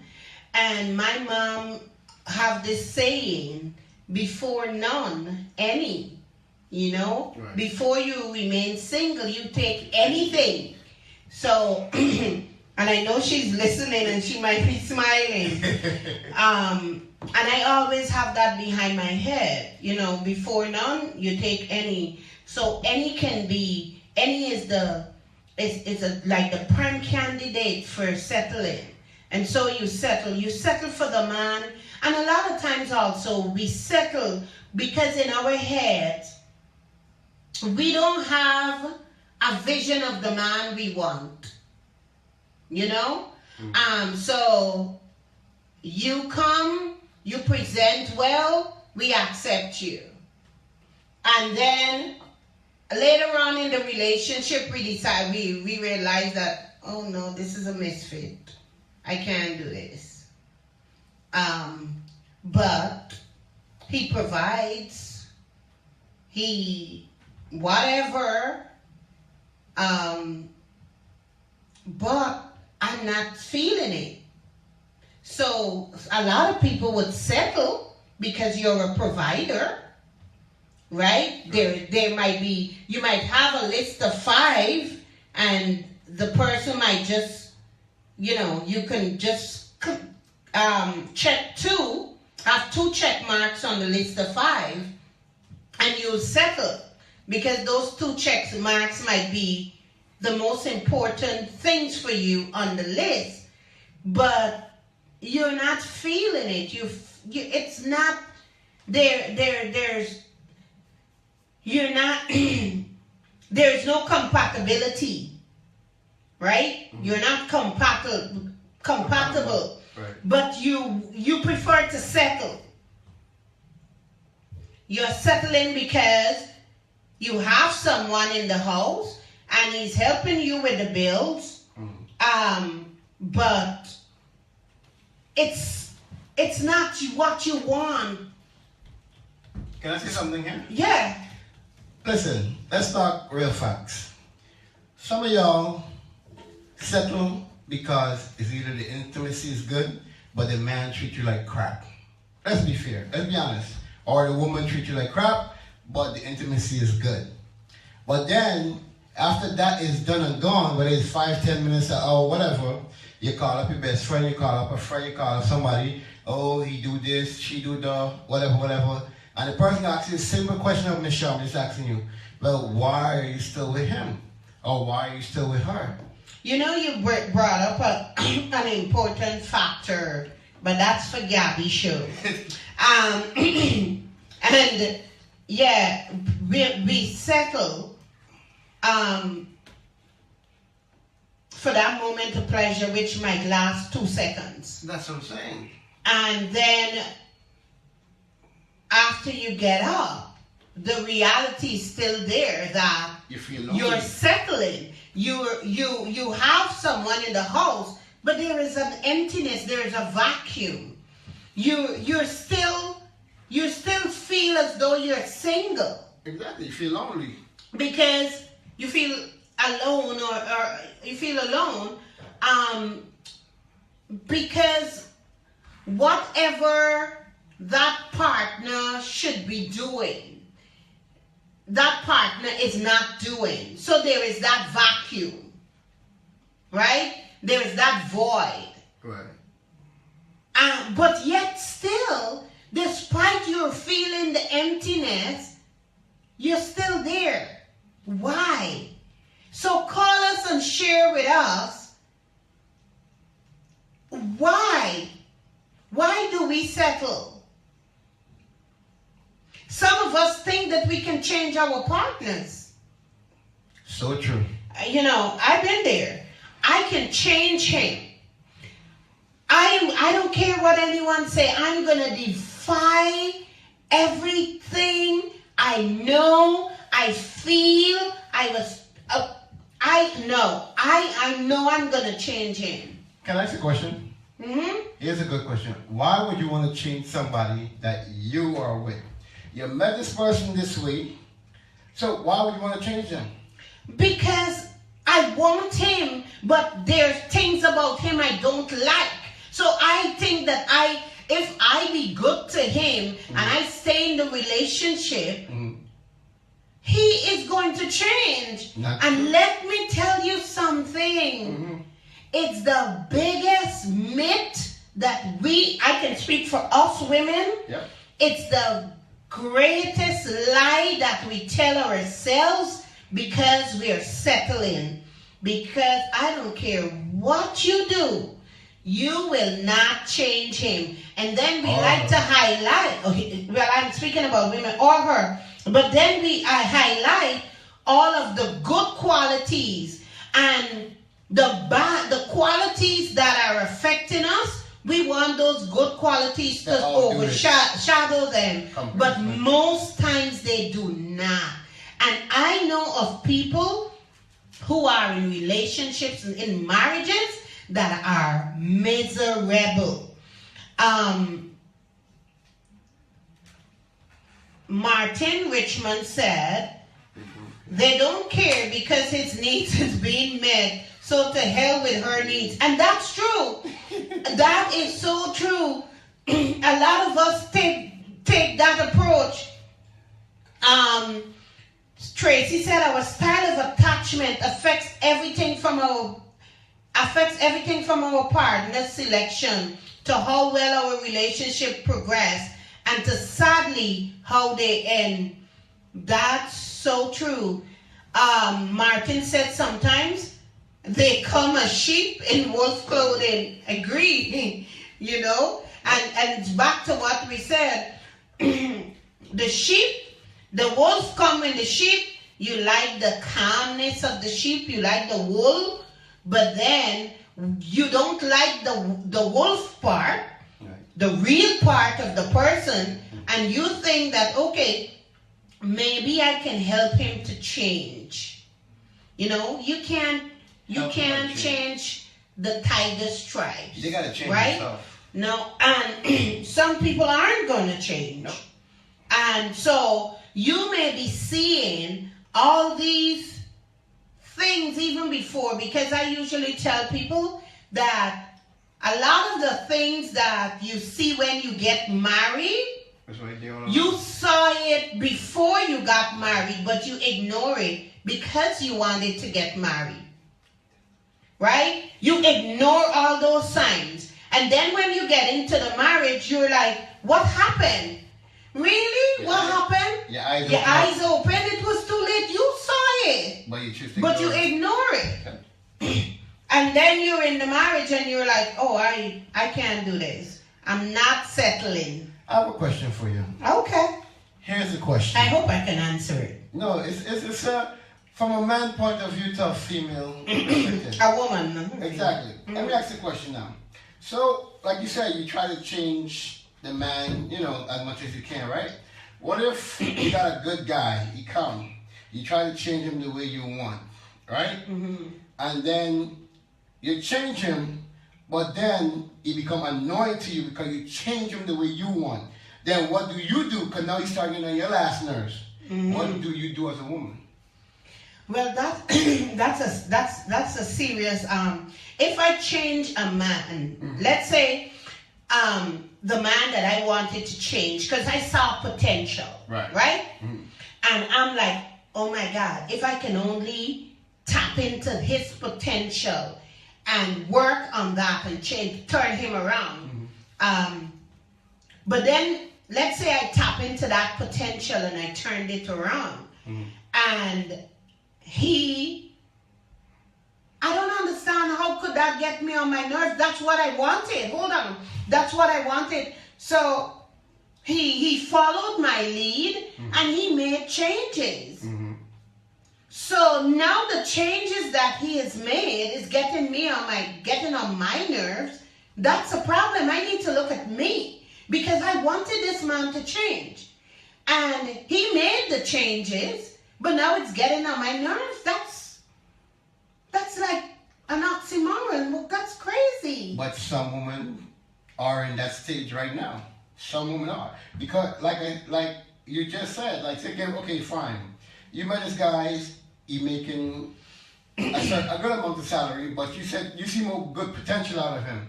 He get a good job now.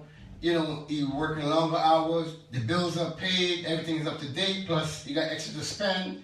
But the only one problem is he's never home to spend time with you. And now you starting to find that as a problem. Then what do you do? Well, for me, you asking me a personal question, so I'm going to answer as a person. If I wanted my man to find a new job, make money, I would consider the sacrifices that I have to make. Now, if it's a sacrifice, we have to agree that you're going to do this for the next 3 years. And so when you're not working the long hours, we're going to spend all the time together. And I know it's a 3-year sacrifice I'm making. And after the 3 years, we have an account or we have something to show for that sacrifice. Right? Right. So, Tracy raised something that I wanted to say. A lot of times, when we have a lot of unresolved issues, like I read in the message that was sent to me, when we have unresolved issues, we attract who we are. You are what you think, and you are what you eat. Amen. And so oh God, I don't want to go here, but I'll go. Go. A lot of times when we leave relationships, we don't allow ourselves to be healed. Guilty. And we get into other relationships, rebound. And I don't care how much in love you are, they do not last. Because think about this. You have 2 exposed wires. Especially if both of you are coming out of relationships that you need healing from. Mm-hmm. And those 2 exposed wires that have current are touching each other, what happens? Ooh, sparks. Sparks. And those sparks can cause a fire. Yes. a lot of times, this codependency that we're talking about, we don't allow ourselves to be healed because we're so codependent on having a partner. Some women like to have men in their bed, and some men like to have women in their beds. So you're out of a relationship, you're not healed, you're not even over the person that you just left. And here comes Mr. Handsome or Miss Gorgeous. And you're an exposed wire. And therefore, you don't know if Mr. Handsome or Miss Gorgeous is an exposed wire. So you get together and you're daring, but you're ignoring certain signs because you're on the rebound, right? Right. But then when the relationship, when the dust begin to settle in the relationship and the sparks begin to occur, you realize that, oh my God, I just attracted the person that I walked out from. Exactly. All because you didn't allow yourself to be healed. You didn't cover up that wire. It's not even cover up. It's cover it up. Let's say, yes, I'm going to use your example. You cover it up so that you put some electrical tape. Right. So until you get the cover and the right pieces to fix that, to put, maybe it's a switch. So you get the cover and you get the electrician, the certified personnel to fix it. Which is time. Right? And a lot of times we don't allow ourselves to heal. So you're, as Martin says in the chat room, you bring your baggage from the old relationship into the new relationship, and all that is going to happen. There will be a reoccurrence of the same things that happened in your last relationship. You know, some people don't understand this, and I just tell people this a lot. I like to find alone time. I don't like to be, because of what I went through in the past years and so on, I find it now that I like alone time. But that's important. I like to go and even go to the mountain and stand there and breathe. I mean, if you drive a car, come on, Pennsylvania is only an hour and a half away. Find time for yourself. You know, we work so hard, we take care of our kids, we pay bills, we do this, we do that, we do that, and we never find alone time for ourselves. And many times, if we come out of a relationship, we want somebody right away. That's the rebound. And you know what? A lot of people, it's because of the codependency. You're codependent. And you call it alone time. Some, as I said earlier, right back to where we began, some of us don't know how to be alone. So we're going back to settling. Don't let's go, because some of us settle. There are some women, young, middle-aged, and older, that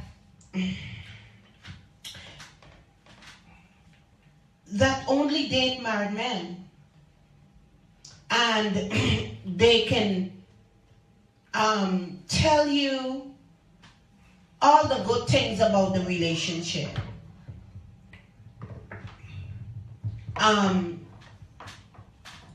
Settle it. There's some men only date married women. Settle in. We got to call them, Ms. Sharmin. Welcome to Talk Time with Sharmin. Calling your life. Happy New Year. Same thing, darling. Go ahead. You're live. This is Teresa. Hi, Teresa. How are you? I'm good. Teresa, I have a question for you. Have you ever settled? Have you ever settled in a relationship whereby you know that this relationship is no good for you, but you still staying in it for whatever reason? Yeah. Thinking that it's going to work, you're trying all kind of thing and thinking it's going to work, but it never works. I end up losing. And when you were in that relationship, what were you telling yourself? Girl, at that time, I was always thinking that it's going to work. But still, when I had enough, when I say enough was enough, and I stepped out of it, then I realized what a fool I was, or being played or being used. Oh my God, it was too much. What were some of the signs that you had that you knew you were settling? One of the signs that I thought I was settling? Yeah. Yeah, no. What was the sign? You know, one of the things, we were dating, and then eventually the guy came to live with me. Mm-hmm. But at that time, when he came to live with me, I said, okay, this is something we heading down the right way. But that was the worst part I do. It was the worst thing I ever did in life. Why you say that? And why was that? Because he came to live with me with a aim. Mm-hmm. And you think you were settling because? Because you know when you reach a certain age, you don't need to be jumping around all day. Back to my point of being, we come up with these excuses. Oh, we shouldn't be alone. We don't want to be jumping around. And my mother's favorite saying, before none any.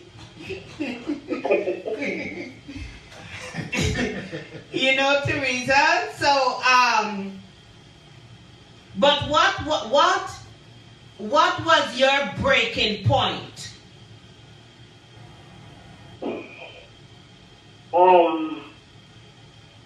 There I had so many breaking points. I had so many times, but like I was blind and I was stupid to read. Oh God, it was breaking points. Me breaking points is so many times. Look, if I only talk about I see it around here, a lot of people might say, there's too much investment, so I prefer that to pass it. Okay. Understand? That's fine. And I feel shame. But why would you feel shame? That's your story. Because a lot of people would tell me why you went through so much and you're stupid. No, you're not. Because you thought that this was going to work for you. And that's one thing. And listeners, listen to this. That's one thing that we have to stop being judgmental. Because yes, we're on the outside looking in and saying you're stupid. But you don't know what that woman was feeling. You don't know that woman's story. You don't know the backdrop. And you don't know what propelled her into that relationship. And whatever she did, she thought at that moment it was the right thing. So how dare us criticize her and judge her and call her actions stupid? Because it was the right thing for her at that moment. And you felt it was the right thing for you at that time. Right? Hindsight is 20/20. Yeah. Okay. One of my breaking points was this individual ended up giving a next woman my information, my full name, address, my phone, my cell number, and it was a whole heap of stupidness from there. Because my thing is, if you get with me, who dare you to do such a thing to me? And you claim you love me? No, that's not love. That's not love. And that was your breaking point. One of the breaking points. One. But some of us, listen to this. Some of us have to have many breaking points before we can walk away. Some of us, One person might be, look, one strike and you're out. Some of us is 3 or 33. And on the third, then we're like, okay, I've had enough. I am out. So there is no one size fit all. There is no one size fit all when it comes to settling and getting out of relationships that you have settled in. Agreed. Right? Agreed. Because sometimes you've been through so much that, you know, you might finally get a chance to breathe on your own, and you might say, you know what, I'm going to give this another shot with somebody else. And the moment you do that one thing, you be like, I'm done, you got to go. You know, it's not that you're a bad person, it's just that you're hitting close to home of what I've been through. So, Teresa, I don't want you to feel bad that you had a lot of breaking points, or you give this person 50 chances. You thought that was the right thing to do. And it's a good learning lesson, you know? It's a good experience, and I'm sure that you can help other women that might be in that situation. So don't feel bad. Okay. that wasn't convincing. No, because a lot of people used to tell me, oh, do this, do that. But I know I have to do it on my own because I didn't want to do it and then still step back into it, you know, like okay, Mama said, telling to leave, and then sometimes you tell you to leave your breathing after. No. Because when you leave, it's like I could sleep comfortable now. Wow. I mean, I breathe a little bit, yes, knowing that I have to make such a decision. But then sometimes you got to do something that's meant for you. Mm-hmm. You can't like hold on to something that you know this person carrying you down. It's like you walking, you don't know who's watching it. You say, what? People just, oh my God, it was too much, it's too much. I start talking, I tell you the whole year, I can start talking about my problem till the 31st of December this year, 2020, it's too much. It's a lot. But you know... Men could really, huh? No, sorry, go ahead. No, some men could really do. When you see it, I just look at ID, and when you see I watch all these some women that still men, sometimes people sit around, but they just push it to the limit. I mean, I won't go to the limit, but they just push you. But people outside, they won't talk and talk that kind of thing. But you know, Teresa, you're very strong, and it's good that you identify your breaking point. Some women, you have no idea that sharing your story, and like someone said on the live feed, that you sharing your story would help someone and may have helped someone, because someone might have all the signs that they're settling in a relationship. And some of us know that we're settling. And even entering the relationship, we know that we're settling. But because we don't want to be alone, and we think that the biological clock is ticking, or we don't want to be, I'm going to use this Guyanese phrase that, you don't want to be licking from pillar to post. And so you settle. And in settling, it's even more damaging than if you had stayed alone, because now you have to heal from that toxic relationship, and it can take you a lot of time to heal and to get over it before you can walk into another relationship. And some people may choose not to get into another relationship. Exactly. Right? Yeah. Mm-hmm. Sometimes it's the right come and you scared of what it's the wrong do you. Yes. And there you go. Yes, yes, yes. And there is Mr. Right in front of your eyes, but because of what Mr. Wrong did you don't. Yeah, I like that analogy. What Mr. Wrong did you're like, nobody's not getting that chance.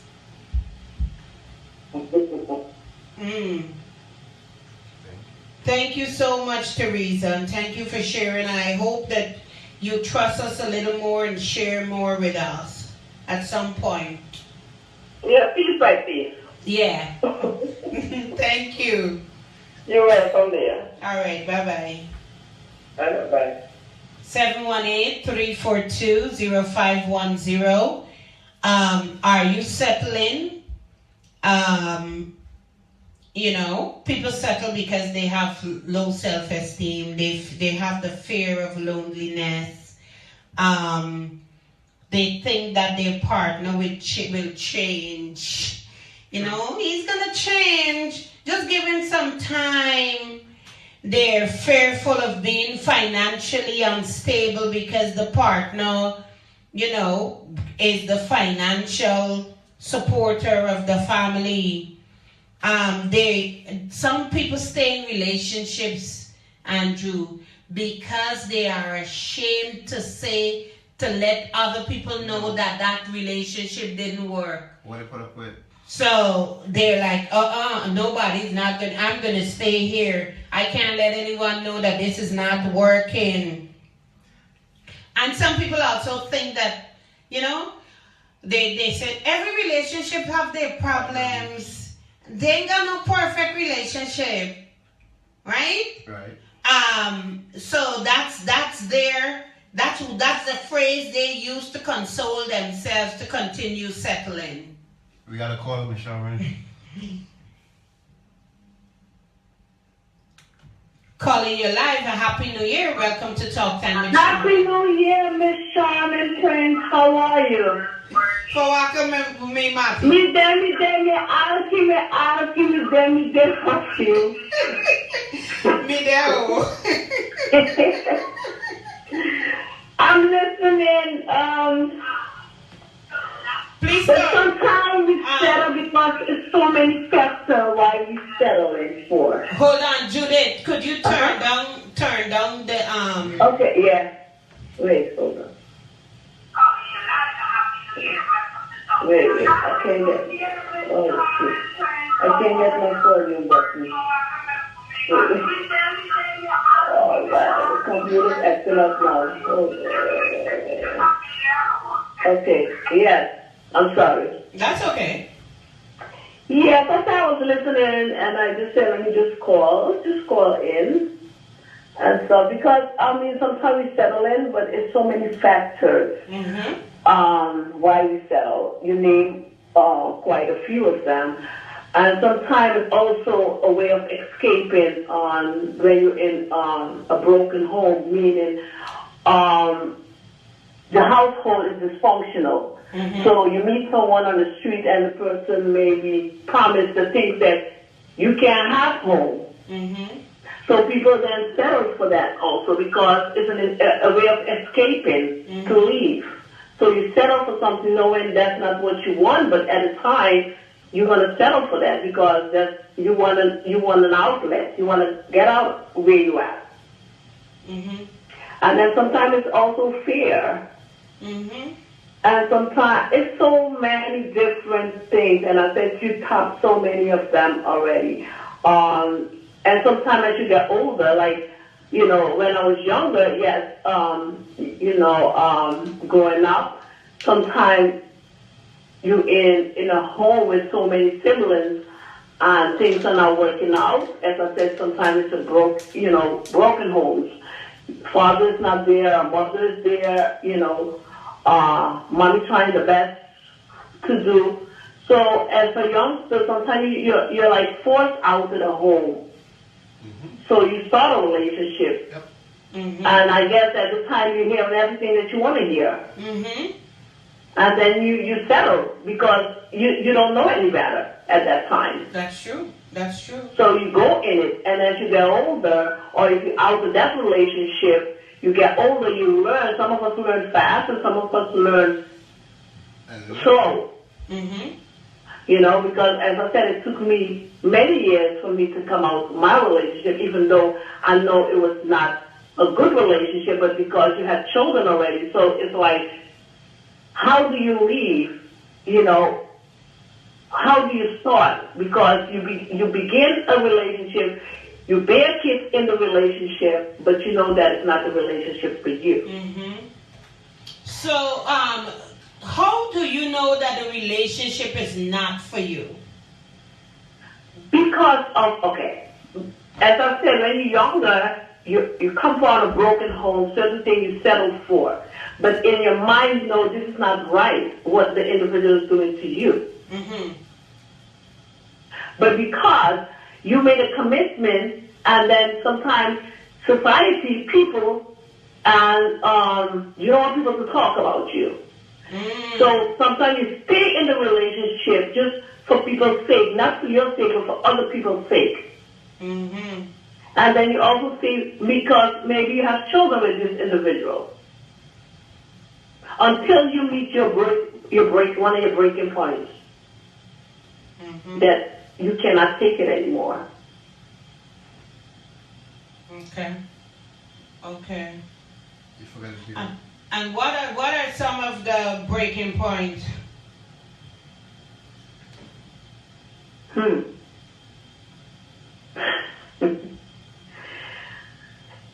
It's so many breaking points, but some of the breaking points is like you have thoughts of harming the individual. Mm-hmm. Mm-hmm. Because you had enough of what the individual is doing to you. Mm-hmm. Or sometimes you see your children playing a role that you should play in the relationship. Mm-hmm. Wow. And then sometimes you're like, where do I go if I leave? Mm-hmm. But there's so many breaking points that you have. So many. But then I'm also someone that I might think of harming, but then in the same token, I also think of where I don't want to be at. Mm-hmm. I can't see myself there. So therefore the thought comes, but then I have another wake-up call saying, no. Yeah, yeah. You know, so as I get older, you know, and get more mature, because I said, I started my relationship very at a young age. So you settle for things that you couldn't get home, or, you know, whatever the household dysfunctional you may call it, you know, too many people in the house, a lot was going on. So it's like they you're pushing until you get out of the home. So it's also something that the next best thing that is out there for you. Wow. Wow. So that's a little bit about Judith. Thank you so much, Judith. You're welcome. Thanks for calling. You're welcome. Bye-bye. So, it's time for our reality corner. And I am trying to contemplate which one to share. I know I spoke about, I forgot all of them. I spoke about DNI. Last week I think I spoke about having a will. The week before I think I spoke about if you're hospitalized, do you have to wear the gown?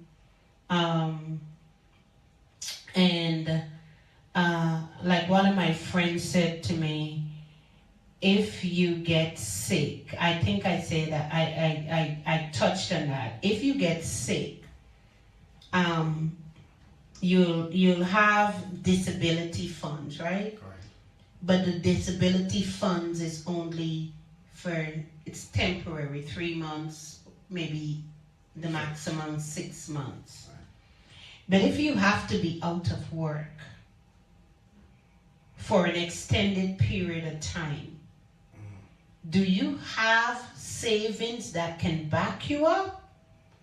Or would you have to join the welfare line?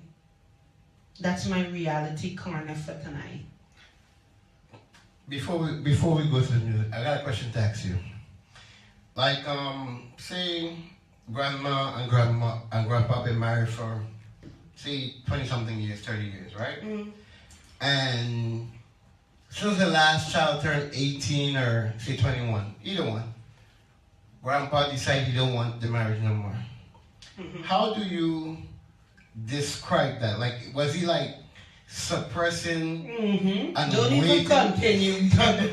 Grandpa wanted to get out of that relationship, and like a lot of couples, you hear them say, I'm only there because of the kids. And when the last child, sometimes it's just something to get to have a side chick, right? To have extramarital relationships. I'm only there because of the children. But some of them that are serious and were really unhappy in the marriage, when that last child turned 18 and get to college, they ain't walking. They run. And a lot of people ask, well, you were in that all these years, but I never understand it, you know. You know what? It's not even about understanding. It's about that person's happiness. Right. That person's felt imprisoned. Well, now that I'm older, I understand it now. But as a young child growing up, I seen a lot of husband and wife fighting. The man would beat his wife and then drive off, and these are things in the country that in Ghana that I used to see. And you be like, they supposed to love it. Like, I didn't understand it then, but I understand it now. And then majority of the time, the man or the woman, whoever walk away, wish they could get a chance to come back or something. Because I know a few people, who tell me stories and, oh, you want me to take him back and blah, blah, blah. And, because they suffer so much for so many years. And people have a right to make that decision. I mean, some people prefer to stay in an unhappy relationship instead of walking away. And that's settling. They prefer to settle than to walk away. And that's why we're having this conversation, right? That's why we're having this show. Yes, ma'am. Because people settle. Agreed. 718-342-0510.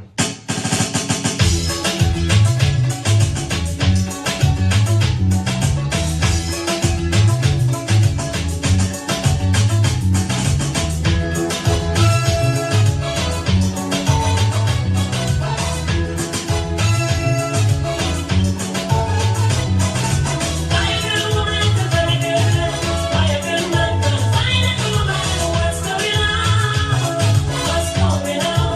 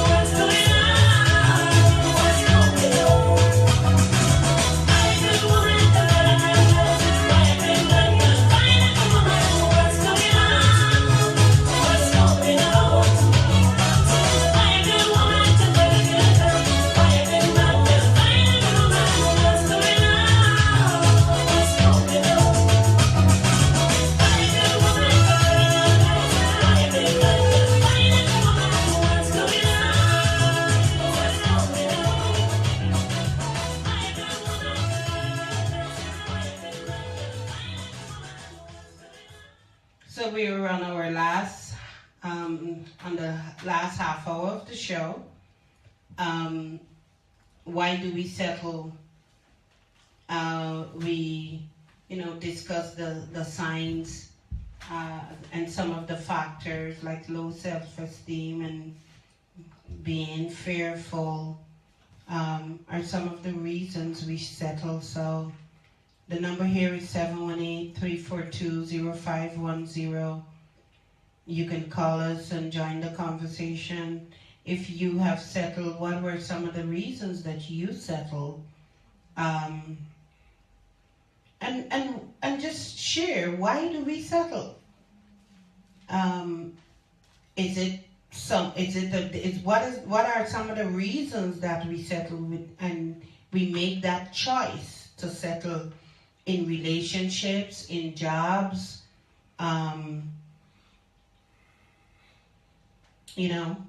whatever. Why are you staying in the relationship that you know is not good for you? Just a question, if that's the case. If that's not the case, it's fine. But why do we settle? I haven't, it's amazing that we haven't had a male that call. Sorry, Deadly, other than Deadly. Yeah, let's remember, Deadly always called. But, but he called on the first topic. Yeah, but not for real, Deadly, what's your comment? And, I'm sure that men think men settle too. Men settle for women that, I don't know, I'm not a man. Why do men settle, DJ Andrew? Depends. Some of them are lazy. Some of them want to feed off of what a woman could give them or use a woman. Some just there because they don't know better. Some people, they value their pocket more than their feelings, if you know what I mean. It's like, he will tell you all the right things, but yet still he's not in love with you. Because there's a lot of people I know that have living with somebody and having kids and other relationship outside. So why live with that person when you're doing all this on the outside? Unless you go your way. But it gotta be something they stay there to gain or to take, and that's why a woman is always broken, because whatever past she have, she could never function when she see a good man because she have that fear. But women settle because they don't feel good about themselves. They think that they're not able to find another man. They doubt their abilities. They think that they don't know how to be single. And I think the same applies for men. True. I don't think there's any difference.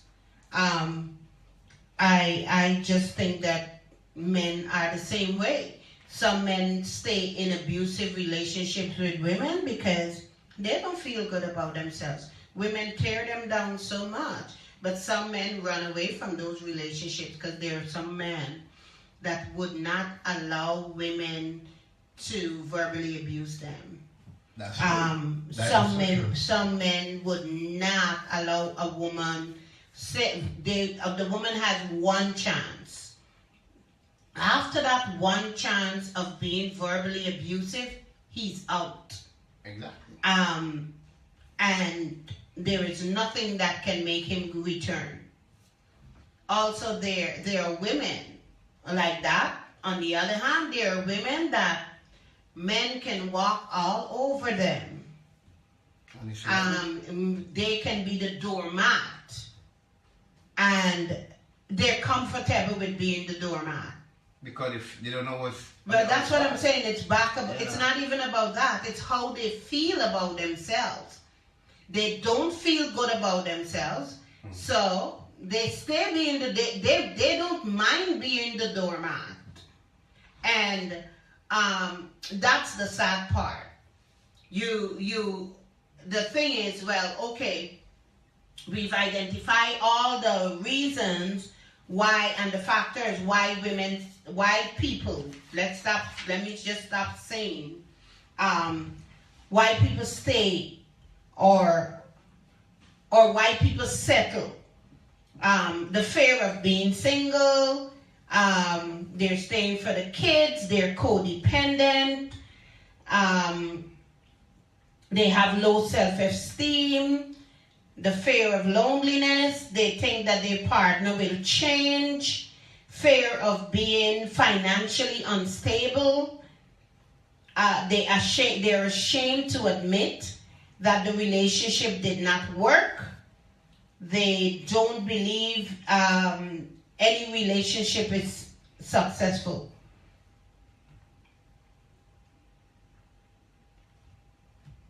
Okay.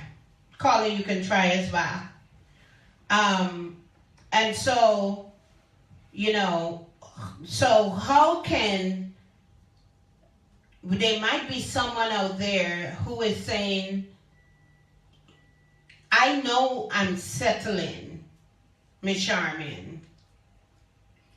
I know that this relationship that I'm in is not for me, but I don't know what to do. Happy New Year, calling your live. Welcome to Talk Time with Sharmin. Happy New Year. I have some friends, many friends that I know that stay because, especially the ones that have children, they fear the child support issue. I know men who stay because of that reason. They don't want to be dragged to court and having to go through even this money and all this. I know for sure men who are so safely, they're living here, there's no relationship, with the partner, but they take all the time to go. So they're in the relationship because you're singing distant, so I don't know if everyone can hear you. That they're staying, men stay in the relationship because they don't want to be taken to court for child support. So they're in the house, but they're living separate lives, right?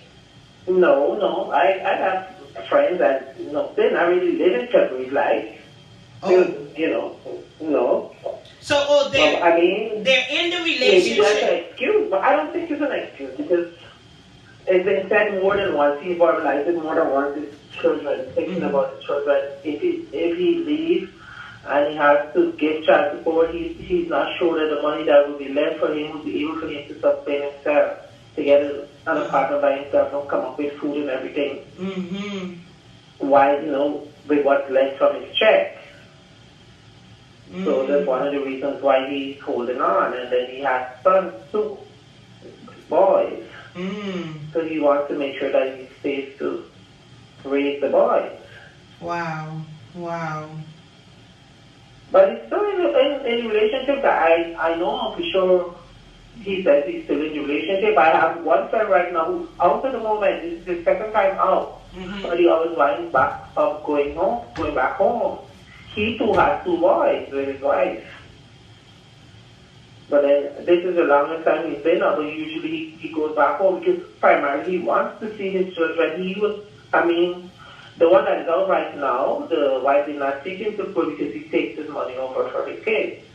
But the other one don't seem to find a way to leave because he's thinking about, he knows the kind of person that his wife, he knows she wouldn't even give him a chance. She will take him to court. Wow. So sometimes some men stay because of that reason. The child support issue is supposed to be over here in America. That's why some stay. Well, I was thinking about in some cases why women settle. In my case, I think it was primarily because where I was raised. Yeah. I was born in Alabama. I lived there until up to 10 years old, and then my mom and us, we went to Kitty. We lived in Kitty. Eventually moved from Kitty and went back to East Rumberg. But in all this time, my grandparents and my dad, they lived in Charlestown, in this area that they call Burnham. They lived in Charleston. So that was the part of me, that's the place that I never really moved from. And in these kinds of neighborhoods, kind of community, like when you reach a certain age, like if you get to like 24, 25, and people realize that you don't have no boyfriend and you don't have no children or anything like this, people start watching and then they say, all sorts of things, people, oh, she must be buying, that's why she gets no more. All sorts of things to hear it. So sometimes, because you don't want to hear that, you get yourself pregnant. Now you didn't even take time out for cold demand, to see all the ways that he has, if you're compatible and this is going to work. You know somewhere in your heart that that's not you, that's not what you want to do, but you confirm it for whatever reason. I can't even come up with a reason why, I talk about myself, I can't even come up with a reason why I confirm. And all I know, I am doing what everybody else doing. You get demand, you make a baby, you realize things ain't working. In my case, I told my dad, this is not working and I want to leave before I have the second child. So we're going in separate directions. He doesn't want the same things that I want. So I think I will leave. At that time, I had started doing first theory. Because I knew what I want and I know that wasn't it. I just didn't want to be stuck with nobody and doing the wrong things that I didn't believe it. But, my father said, well, you don't have to be ready, man. We can do. We want to go, well, you can find out this. I said, baby number 2, get married, come over here. All the problem excelled. It was just crazy. Again, it was just like the girls. The girls are extra women, you deal with them, you fight up, you cry, you go back. You give another chance and another chance. You get one or two sloppy and comfortable because it didn't get too rain and cuffs yet. You just one or two slaps in your face and thing and you feel mostly your pride hurt more than anything else when you get a first slap. And when you get somewhere, it gets different. Oh my God, now. You working in a different state, you in another one. He could come home every night, but some nights he don't come home because he claims the transportation. So you want to see with him, and you know we got the children and all of this. But you want to see, you want to find reasons. There's so many things that women do trying to make this thing work. And in my case, I am Catholic. We didn't know that when you get married, you have to stay. You have to stay. This is one of the reasons why too. And after I had this first child of the wedlock, it was the right thing to do. You think it was the right thing to do to get married because that's not how you were raised. So you know that you're doing the right thing. Then eventually you know then to if next coming you have to see counseling. You have to see counseling for your partner so that they would know that find ways to deal with the problem and not abuse you. So it strings along, and next thing you know, you had a lifetime. I spent 21 years in a situation like that. And then I got to the point, everybody would call up, and at least when my dad and my siblings found out that he was hitting me. They wanted me to leave. And they keep pressuring me, when you're going to leave. But when I upped and left, it had nothing to do with anyone. He hit me, and I went to the kitchen and I got the knife. And I stood in the kitchen with a knife and I started thinking if I went back to the bedroom with a knife, how my life would change. Because I wasn't that stupid. And I put the knife down and I went into the room and I started to pack. And that was it. When I started packing, I still had months before I left, but I started packing things then. I started packing and because I've already made the decision that I was leaving. And it took me, I think, maybe like 3 to 4 months after that, because this happened in August and I left at the beginning of December. At the beginning of December, I was out. December 1st, I was in the house with my children by myself. Away from everything. And of course, although I walked away, I still went back. Not really went back to the house, but I allowed them to come and see where I was and still trying to see if I can work it out. And then the abuse come to my home, and that's when I had to shut it off. I had to inform the police and get restraining orders for all of this. But I can't really say why I settled, but I think primarily it's because of where I was raised and conforming to, what is expected. You reach a certain age, you're supposed to get children, you're supposed to get married. So you just go with the flow. But I know for sure when it comes to my self-esteem, I didn't think I have a problem with that.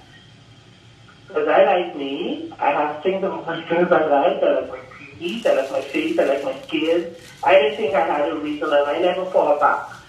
But I know once you're somebody's wife, your place is next to your husband. So even if anybody else was looking at me, I would never see because I didn't look anywhere else but where I was. But after that, I don't know. I guess when I settled for all sorts of things, so mostly in my case, I think was conforming to the norm and to society and the neighborhood that I was directly exposed to. Yes. And if, I don't know, at the beginning of the show, when I shared about those precious statements that, I don't know if you were on when I said, your biological clock ticking, when you're gonna bring home a grandchild, you want to be an old maid, all those things you hear, and you, like you said, you just wanted to conform to the societal norms, and you go, you get pregnant, you get married, but deep in your heart, you know that you're settling. Mm-hmm. And I knew. Yes, I always knew that I was settling. Yep, and you try, in the midst of that, you are trying everything to make it work. It's like you see the round hole and you trying to put a square peg. Of course, I tried. And I still think today sometimes I find myself thinking what could have been, because we pray for so much things and we ask God for so much things. You still trying to see if you could make the square peg round somehow to fit it, and it never fits.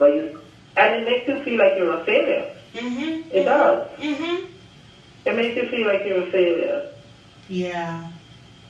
But I know in my case, mainly it was the same thing that you think you're getting old and all that kind of thing. And then my brother used to make you bring up your money. I mean, and I'm from a big family. It was 9 of us. And I was in the 9th, 10 were girls. And I'm the second to last one. So I'm a big person. Everybody else I watched them get married and so on and so. So, you're not big one of them, like you would take a man, okay, all sorts of things they're telling you, but if when I was doing that, I was always in some sort of school. I was always doing something with myself.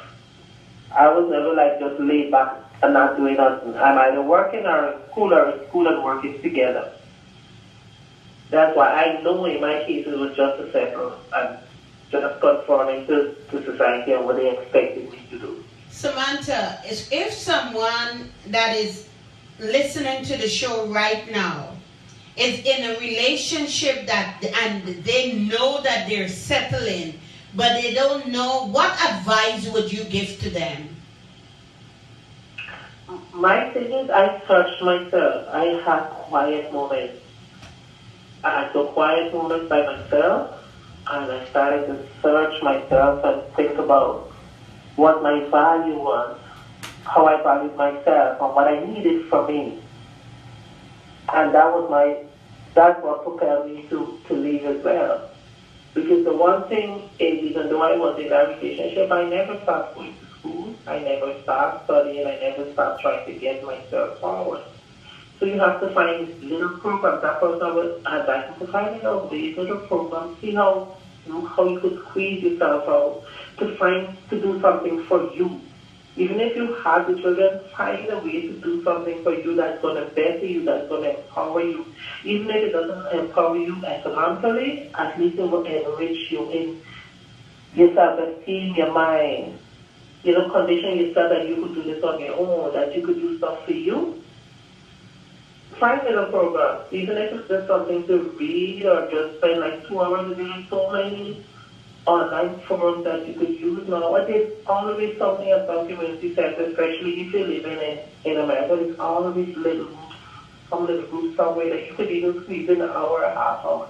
Even at your library, look somewhere you can find something.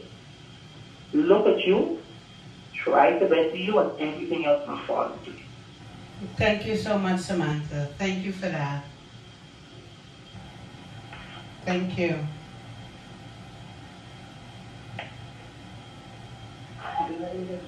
I can barely hear. No, I said thank you. Thank you so much. You're welcome there, and I'm happy that I could share. I wanted to share because I was listening on and off, and the kids on me, so I had to come in the bathroom and leave them first so I could get a chance to do this and speak. But I enjoyed the conversation. From my next room, and I was really getting a chance to pay attention. Okay, thank you so much, and thank you for your contribution. All right, you're welcome there. Okay, bye-bye. Well, thank you, guys. Thank you. That's the end of our show. And I just want to piggyback on what Samantha said. For anyone listening to us and you think you're in a relationship or in a job and you think you're settling, do something that would make you feel good about yourself, not the job side. Let's talk about the relationship side so that you can improve your self-image and your self-esteem. Do try to identify what it is that you want out of a relationship. What is it that you want for yourself? Identify your goals, your dreams, your aspirations, and start making plans on how you're going to attain those goals. If you're in a job that you know that you're settling, you don't have to stay in that job. There might be, it might be in a field that you're not qualified for, and you know that's where you want to go. Just return to school. Start school. Don't worry about the student loans. It's going to be paid. But don't stop settling. Life is too short for us to be settling. We need to enjoy life. You know that according to the research, 2/3 of Americans are unhappy. So you have 1/3, and some of us might not even fall into that 1/3 that is happy. So you don't have to settle. We don't have to settle. We can change that. And I want to thank you for your continued support. And we'll be here same time next week. Monday, 6 to 9 p.m. If you have suggestions about topics that you want to hear us discuss, you can send it to Talk Time with Sharmin on Facebook. If you want to share something with me, you were shy and didn't want to call, you can send me a message also on Facebook, Talk Time with Sharmin or Sharmin Prince. Thank you again and good night. Thank you, DJ Andrew. You're welcome. And I leave you guys with some love.